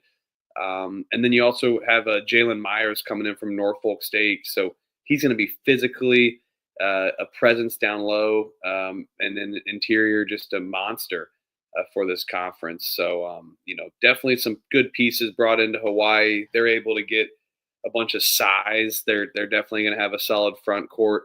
Watching them last year, they were super tough to watch. I remember North Carolina went to the island. They weren't competitive in those spots and just spots in general. Ending the year 3-10 in your final 13, never a good thing. And just felt like they weren't competitive. There was no edge in Hawaii this year going on the island from California. So there was no jet lag whatsoever. But I think they have a chance to be flirtatious this year and take a step up from last year. But again, just the new faces of talent. But the talent that they bring in, and then Nemaskita, who could be one of the best players in the Big West, I think they could be very good. And, Dre Bullock, a major piece for South Dakota as well. So I think this is going to be a major step up for Hawaii, and we're going to see those wins at home that we just didn't see last year.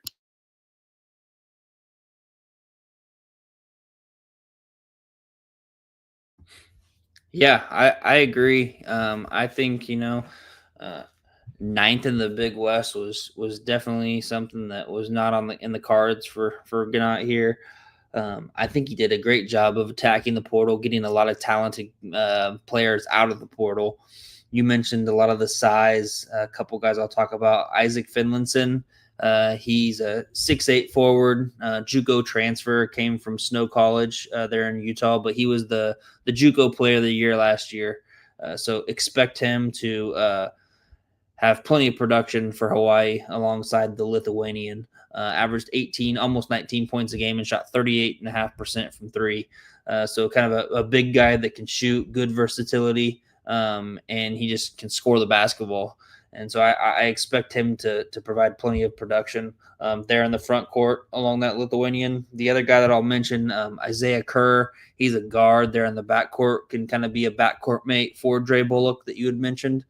He comes from the D2 ranks at Chico State, averaged about 13 points and 4 rebounds there. And then in his first year, he played at Montana. So he's used to the D1 level. I know he kind of bounced back and played D2 last year. However, he's used to that, the D2 level. And, I think it's pretty compared. I mean, I think the Big West is definitely more talented top to bottom than the Big Sky, but playing at a program like Montana, I think it'll prepare him well for here being in the Big West and just the competition level. And then the last guy I'll mention is a 7-footer, Isaac Johnson. He's a senior, comes from Utah State. Didn't really play much, but he can not only can he play inside as a 7-footer, but he's got a perimeter game too. So, Ganot has brought a lot of the front court members are kind of versatile, so he can kind of throw out different lineups, kind of, play that mismatched kind of lineup scheme style, depending on the teams that come in. And as Raymond said earlier in the chat, it's a hard ticket to get to Hawaii. It's one of those things where they've got probably the best, or should have the best, home court advantage, just because of the travel that is required for them to for their opponents to come over and play and just be distracted by the landscape, the scenery, just how pretty Hawaii is. Obviously, the reverse can be said with the fact that they have to travel as well inland. But you also got to think when they travel inland, they at least get 2 games. So one thing that I always like to look at with Hawaii is maybe not backing them on that first game of the road trip, because that's kind of the first time they get across the sea and get into California. And then you back them on that second when they've had 2 or 3 days where they're, not jet lagged or anything like that. They've been inland for a couple of days. So that's kind of something that I kind of like to do as like of a betting angle with Hawaii. But I expect a big step forward here. I think he brought in enough talent to be able to be a lot more competitive this year, and at least be very, very competitive at home. Be a tough out to beat them at home for sure. We're high on Hawaii, and to answer your question, Redman, thanks for tuning in. They play Oregon the first night in Eugene, and they have a pretty easy schedule. Arizona State does go out on the island. UTEP goes out to the island, which I think they're taking a step back this year as a team. North Dakota on the island, Utah Tech, Manhattan, and then Mississippi Valley State goes to the island as well too, baby. That's fun stuff. Long Beach State last season 7-25, 3-17, finished 10th in the conference under Chris Acker's first year with only 1 returning starter. They'll be better. They'll be better, but they lost a lot of games last year, a lot in a row too. And I think this roster could open up some things for Long Beach State. Again, a good program in this conference.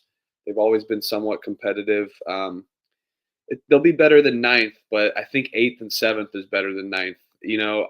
I'm not too high on this team. I think they definitely have a lack of talent issues and just a lack of scoring compared to these other scorers in this conference.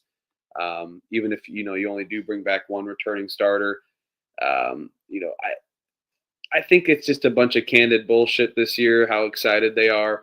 But the pieces that they brought in are not. Isaiah Lewis from Little Rock. You have Shaq Bender as well from Manhattan, the Jaspers. And then, I think those pieces are definitely going to be good additions. But stacking up against some of these teams that we've been talking about and already talked and will talk about, It's really tough to put them up against some of these teams, I'll tell you.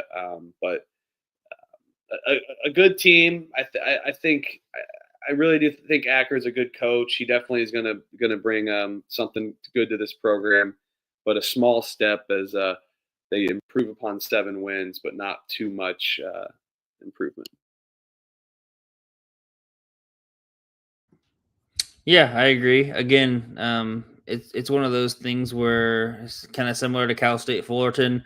Fullerton goes 1-19, Long Beach goes 3-17. Fullerton brings in 12 new faces. Long Beach brings in 14 new faces. So one of those times where it's really good to do an overhaul, just for the fact that you have you had the season that you did. Maybe it's time to start fresh and just bring in kind of a whole new group and just see what you can do with a totally different group and kind of restart. So they bring in several people, kind of all over from kind of the mid-major ranks: Little Rock, Manhattan, Detroit Mercy, a couple D2s, Cal Poly Humboldt, and Angelina Community College, JUCO level, Portland State transfer. So kind of just like they bring in a bunch of guys from like all walks of life, pretty much, and then they also bring in a couple freshmen alongside that as well. But one of the guys that I think that I'm curious and kind of intrigued to see is Petar Majstorovic. He comes from Syracuse. Actually played 13 minutes at Syracuse last year. I know Syracuse wasn't that great. However, as a freshman, averaging 2.5 points, 3 rebounds, playing 13 minutes there in the ACC. Now you come over to the Big West. I would expect him to be able to provide a significant amount of production for Long Beach State, just given the experience that he got playing at that high level in the ACC last year. So, yeah, I think it was a good thing that they were able to kind of overhaul the entire roster. It's funny because you look back and if you remember, Long Beach State started out the Big West 3-2, and then they went 0-15 to end the season there in conference. And so they kind of started out decent, and then all of a sudden everything went to hell. So I think that they can definitely improve upon this and be better than they were last year. But I'm similar to where I feel like with Cal State Fullerton, I don't think they're going to move very many spots in the Big West. Maybe win total wise and Big West win total wise, they'll win a few more. However, I think they're going to be in similar positions within the conference.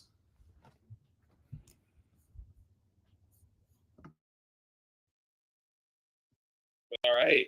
UC Davis, the Aggies out of Davis, California last season, 15-17, 9-11 in the Big West, finished 6th with 2 returning starters under Jim Les, 210 and 246 in his 14 years. Very impressive stat line there. I think you lose, what was his name? Ty Johnson? Who was their big, not Ty Johnson. Was it Ty Johnson? It was their big scorer last year. I can't remember who it was, but you do lose him last year. Ty Johnson, T.Y. Johnson. Yeah, he was solid. He was one of those like 5th-year seniors. So a major scorer lost, and they couldn't really score without him really anyway. They really lacked the type of scoring that I think a lot of these other teams have. But defensively was a really good team, and I think they bring back a lot of good elite defenders as well. And have one of the better backcourts in this conference also. I felt like they were really streaky. They'd go on a lot of scoring spurts, a lot of highs, a lot of lows, but they consistently kind of played somewhat pretty well. You bring back 6 retainees on the team, and then also have some newcomers coming in as well. So I think they could be a little flirtatious, and they got a good coach in Les, and I think they definitely could be competitive in a wide open Big West if you want to touch on some of the players mentioned. But like I said, they're definitely bringing in good pieces, and they're bringing back a lot of pieces that were role players that are going to step into a more prominent role, but also some players that were a good chunk of their offense as well on a streaky scoring team. So yeah, I like UC Davis this season.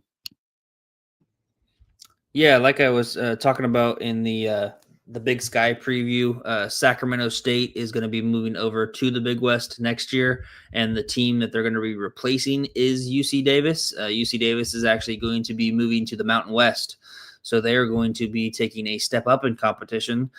So I feel like the reason why he brought in a significant amount of players this year, he brought in 9 newcomers, which is the most in his 14 seasons, he said. I think he brought him in as kind of in preparation of making that jump from the Big West to the Mountain West. It's going to be interesting to see, how he's able to take those 9 newcomers and kind of create a starting lineup, and then just kind of figure everything out on the defensive end. Like you said, defensively, he's a great defensive coach. But the fact is, they freaking were terribly offensively, but the defense kept them in for most of the games, only averaged 67 points, almost 68 points a game. Couldn't really shoot it besides Ty Johnson, and they just turned the ball over way too much. So I think he brought in a lot of those pieces in kind of preparation for the Mountain West, and I think it's going to be good for them this year in the Big West because of that. Not only did T.Y. Johnson leave, but Pablo Tamba, he also left. He transferred out. He was their second leading scorer last year. He's at LSU now. So they're definitely going to have to replace a significant amount of scoring production. And it's kind of funny that we're talking about scoring production when they were not able to score very much. So I do see them being similar in the conference. Maybe they take a step up. I think they're going to be just as competitive. Like you said, they still have a lot of their defensive pieces. They did lose a lot of their offensive weapons. However, I think they brought in a few guys that I'll touch on. Braden Fagbimi, he's from Central Arkansas, averaged 11.5 points last year. And then another one was, I just had him on there. I can't find the other guy, but he was. It's fine. Yeah, no, he was a JUCO kid. I had him circled here in my notes. Was a JUCO kid, pretty decent scorer. I think about 14 points a game. Cyril Franklin Jr. Kind of JUCO kid, 14 points a game.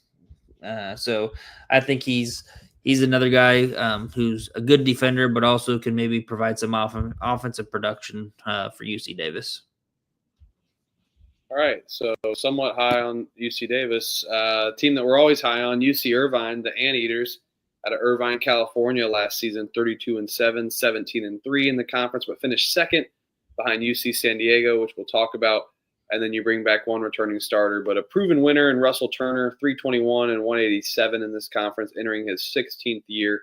And if you believe this stat, they haven't made the NCAA tournament since 2019. But NIT, they made it all the way to the finals in one of the best NIT games I've seen. That was a very fun watch, and a couple good Final Four games as well here in Indianapolis. So, but yeah, you bring back one returning starter and Darren Sarin, so that's always good. And then you have a couple pieces returning from injury as well. Andre Henry and Langston Redfield.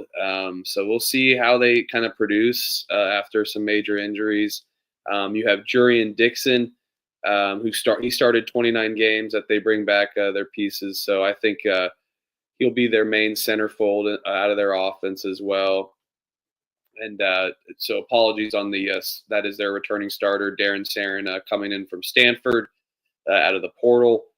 So will be also an immediate impact player for these Anteaters. But you lose 4 starters last year. It's definitely going to be a problem, but I'm never worried about this. Programs matter, coaches matter in this league that we love, and I think conference-wise, they're going to be again one of the best teams. They always have been able to do that with their talent. They've been able to build it up, constantly focus, and just dominate on the glass, and always have some big men that they can rely on and be there. So physically, I think this is one of their step backs this year down low in the front court, but they definitely have some scores this year, and I think they're coming and they want to get first. So it's tough to go against the Anteaters and say they wouldn't be a very good team as they constantly kind of build that similar system and have the similar builds for these players. So yeah, I don't necessarily think they're like the most talented team, but programs do matter, and Jurian Dixon's going to be one of the best players in this conference. So yeah, I like UC Irvine this year, of course. How can you not like the Anteaters in their program?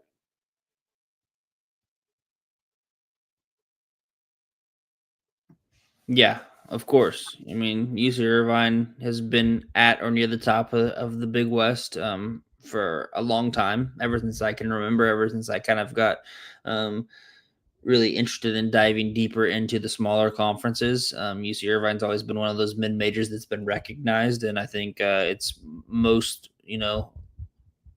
because of Coach Turner and the job that he's continued to do there. I think that maybe people will see, oh yeah, they're missing one returning start, or they're only bringing back one returning starter. They might take a step down, yada yada yada. I personally don't think so. One guy that I think that they get back that they missed last year was Andre Henry. He was a guy that had an ACL injury earlier on in the season in non-conference play. Only played in 9 games last year. But the year before, he was the Big West Defensive Player of the Year. Typical 3-and-D type of a guy. Can really shoot the three, but then he's a very big disruptor on the wing as a wing defender. And that was kind of clear when he was awarded the Defensive Player of the Year. So I think he's one of the guys that's going to be relied upon heavily this year. And then you had touched upon a couple other pieces as well. But yeah, you never really can like circle like one or two guys here on this Irvine team. It's kind of a complete collective. It's team basketball. There's always a few guys that are knocking down a couple threes, making the right play, playing that tough, gritty defensive style that they're kind of known for, slowing it down tempo wise.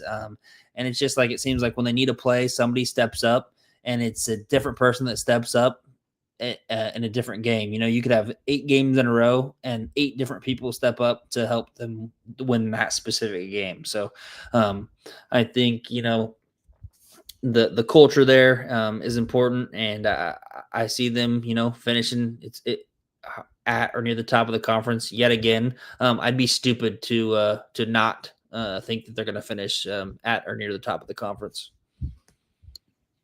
All right. Why don't you take the lead? You always lead one, and I need to go get my 3rd drink of the night. So I'm boozing up here for the Big West. You always lead one of these throughout each episode. So go ahead and take over the newly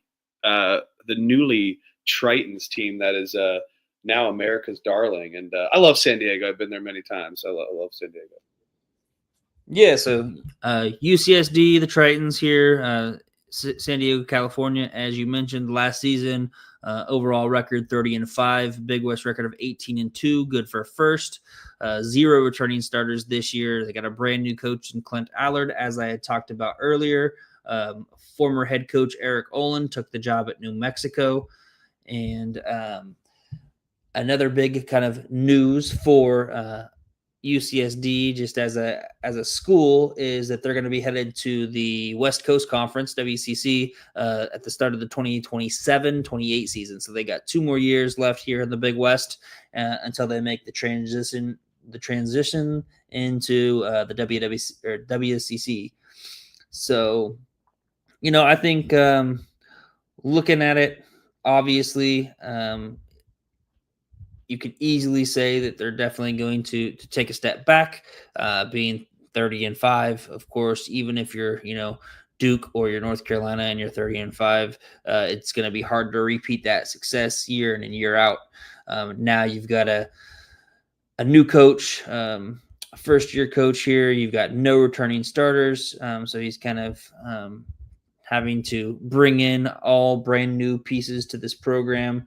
I know, it's gonna be one of those things where the recruiting tactic and the ability is going to be there to bring in these transfers, just for the fact that they are going to be moving to the WCC.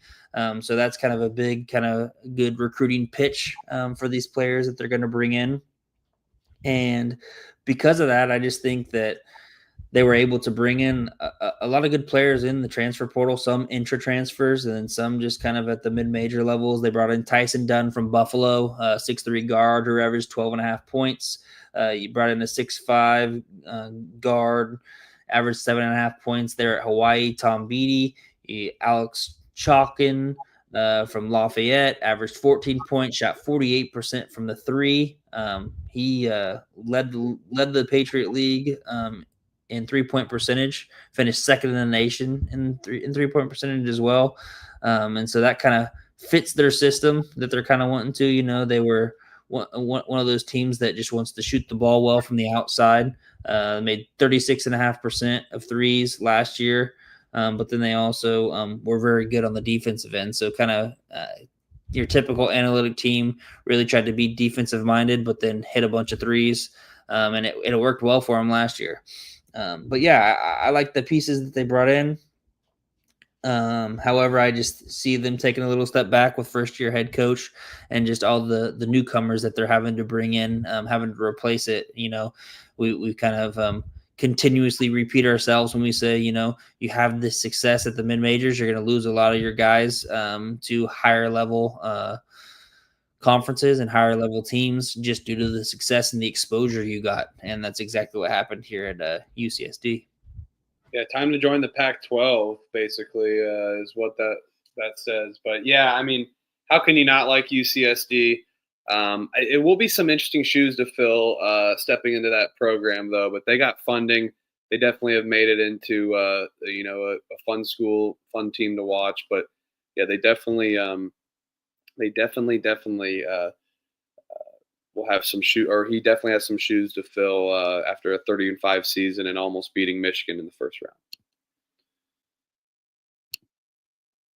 UCSB, the Gauchos out of Santa Barbara, California, last season 21-13, 11-9 in the Big West, finished 5th, one returning starter under Joe Pasternak, an Indiana grad, 168-80 in his tenures here. I think it's been 8 years, excuse me.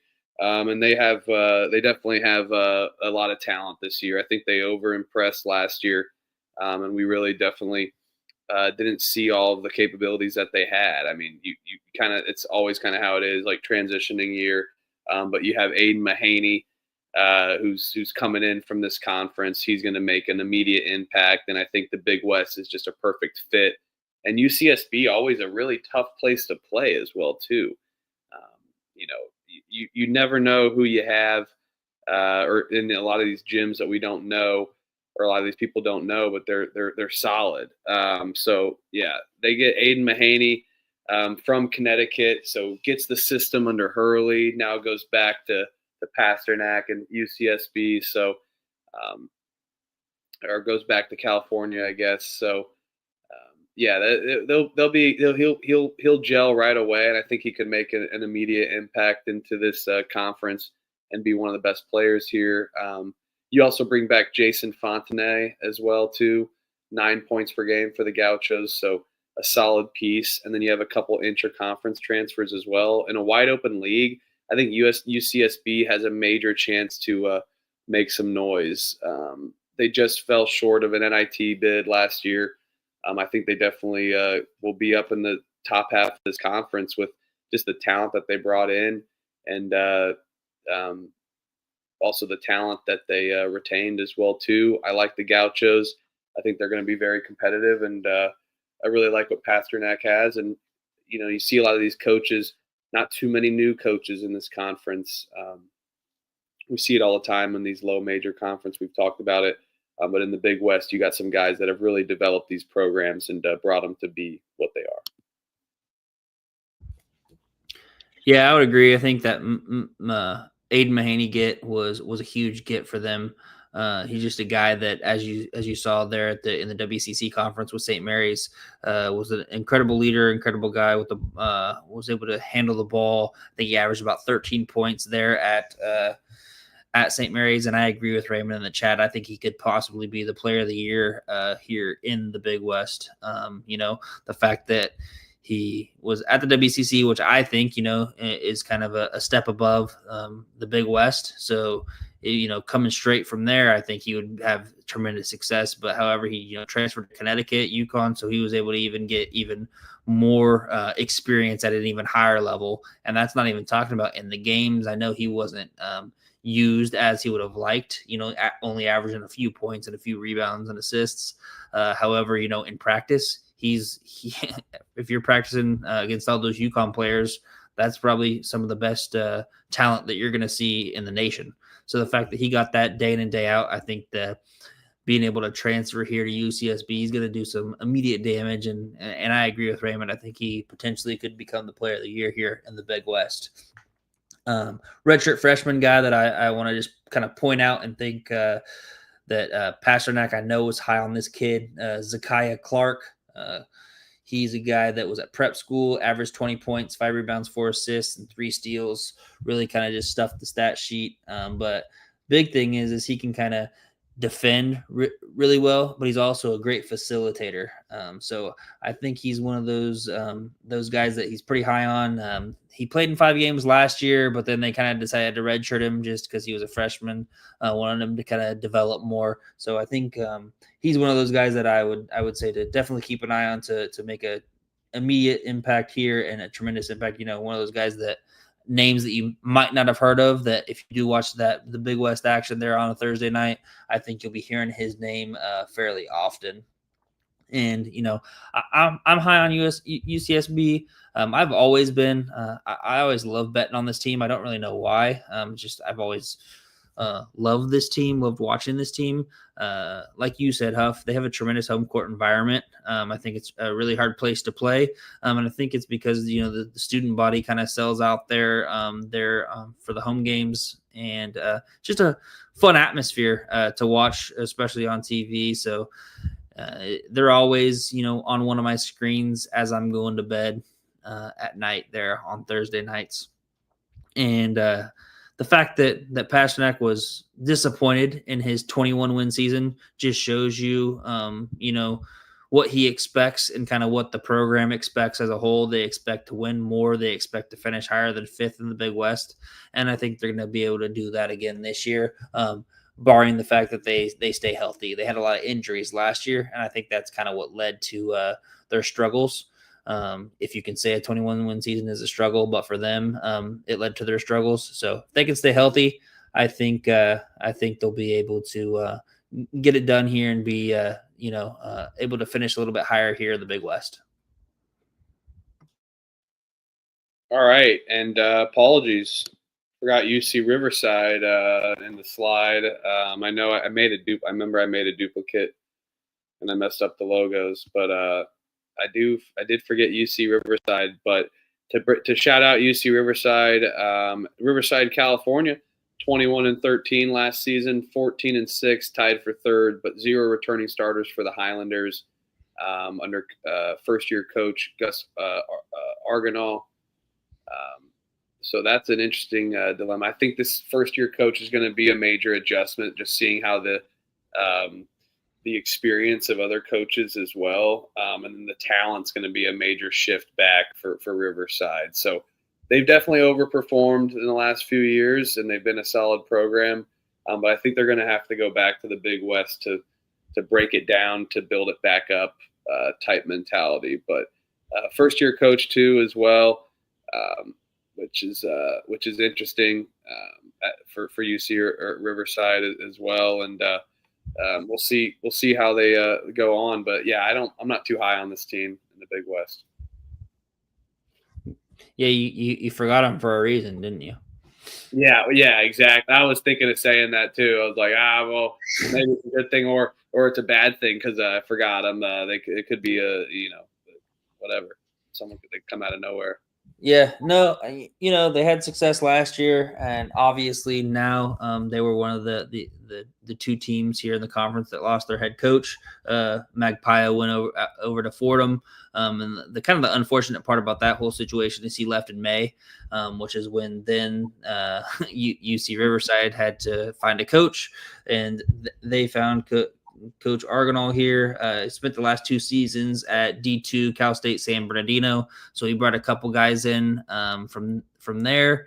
However, I think it's kind of a typical thing where you see a coach take over late in the recruiting cycle. He's not able to get the players that he wants because a lot of the players are gone. I mean, because it's May, so you think about typically you'd get those guys a lot earlier because you want those guys coming in June, July to kind of really start ramping up for the season. So the fact that he was only able to take over in May, I think kind of will cause some issues just because he's not able to get the talent maybe that he could possibly secure.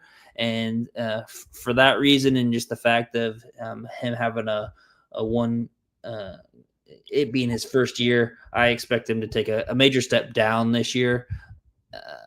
And I'm curious to see how he kind of responds. I think that the Highlander fans shouldn't be like too disappointed with a disappointing season this year. They should kind of know it's coming just with the fact of the recent success and just the coaching change. It's going to be a very hard, very, very trying year this year for him, just for the fact that he just got put in this situation. So give him this year, give him one full cycle and kind of see what he can do. I would say if any UC Riverside fans are, trying to talk themselves off of a ledge after what I expect to be a disappointing season. All right. Big West. Big Sky already done. Top 11 here. Going bottom up for the 11th to the first position. And then all of our tweets, of course, are on, or all of our predictions are tweeted out through our Twitter at PumpFakePod. Make sure to like and subscribe, guys. Appreciate you in the chat, Raymond. Appreciate you, Redman. Appreciate you, brother. For sure. Chewing on some Redman. Sana, thanks for tuning in. Good to see you again. James A., thanks for tuning in. Roger Chambers, appreciate you guys in the chat, and anyone else that was just kind of lurking and hanging out. We're the Pump Fake Pod. Make sure to like and subscribe. Yep. Appreciate you guys. Yeah. If you can like the channel and like the videos, it really does. All the YouTube algorithm things really helps us out.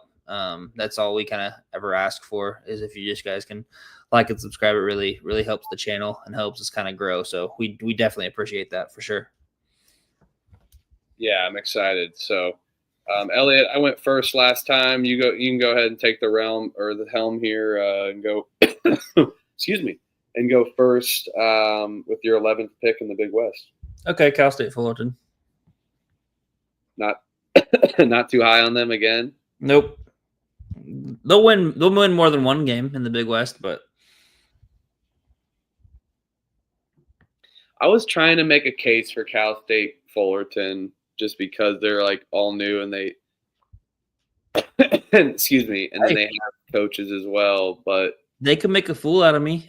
You've seen it when people bring in 12 new people, they could be the best team and they could finish frickin' fourth or better.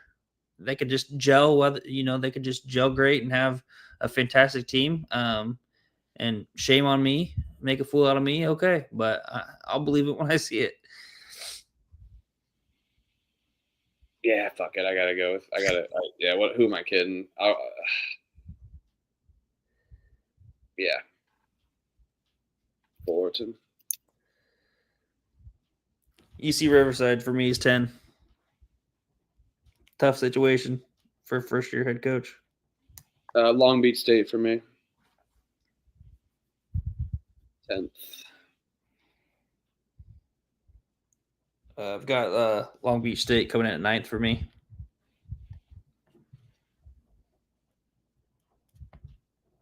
Cal State Bakersfield, 9th for me.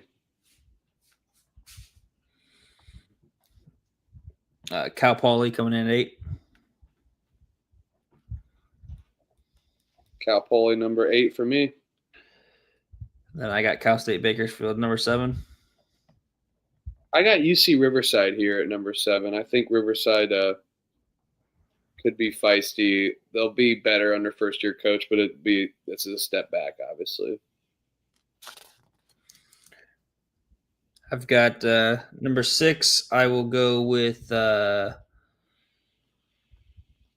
It was tough. It was a toss up. I've kind of got a top 4 still, and then I'm gonna go numbers. I was debating either UC Davis or CSUN here, and so number 6 I will go with UC Davis. I think they're gonna be good defensively, but they lost all that production. I know they're not really good on offense, but they lost half their production off of 2 players. So they're gonna have to find some of that. 6 is UC Davis for me. Okay, 5 CSUN. 5 for me is UC San Diego. Okay, I got them at 4. 4 for me is CSUN, so we're flip flop there. And then I've got actually Hawaii, number 3. Okay, I'm gonna go UCSB at 3. Okay, I've got number 2. I will have UC Irvine, and number 1 I will have UCSB. And Aiden Mahoney is going to be leading them to the regular season conference championship. And I will, spoiler, have UC Irvine finally getting back to the NCAA tournament for the last time since 2019. They will be in, but they will win it through the conference tournament. Yeah, UC Irvine number 2 for me, and Hawaii number 1. I like this. I like this Hawaii team. I think this is gonna be a major jump for them, and they're gonna defend the homestead a little better on the island. But I have to agree with you. UC Irvine wins the conference tournament. For me, Big West standings: 1 Hawaii, 2 UC Irvine, 3 UCSB, 4 CSUN, 5 UC San Diego, 6 UC Davis, UC Riverside, 7 8 Cal Poly, 9 Cal State Bakersfield, 10 Long Beach State, and 11 Cal State Fullerton.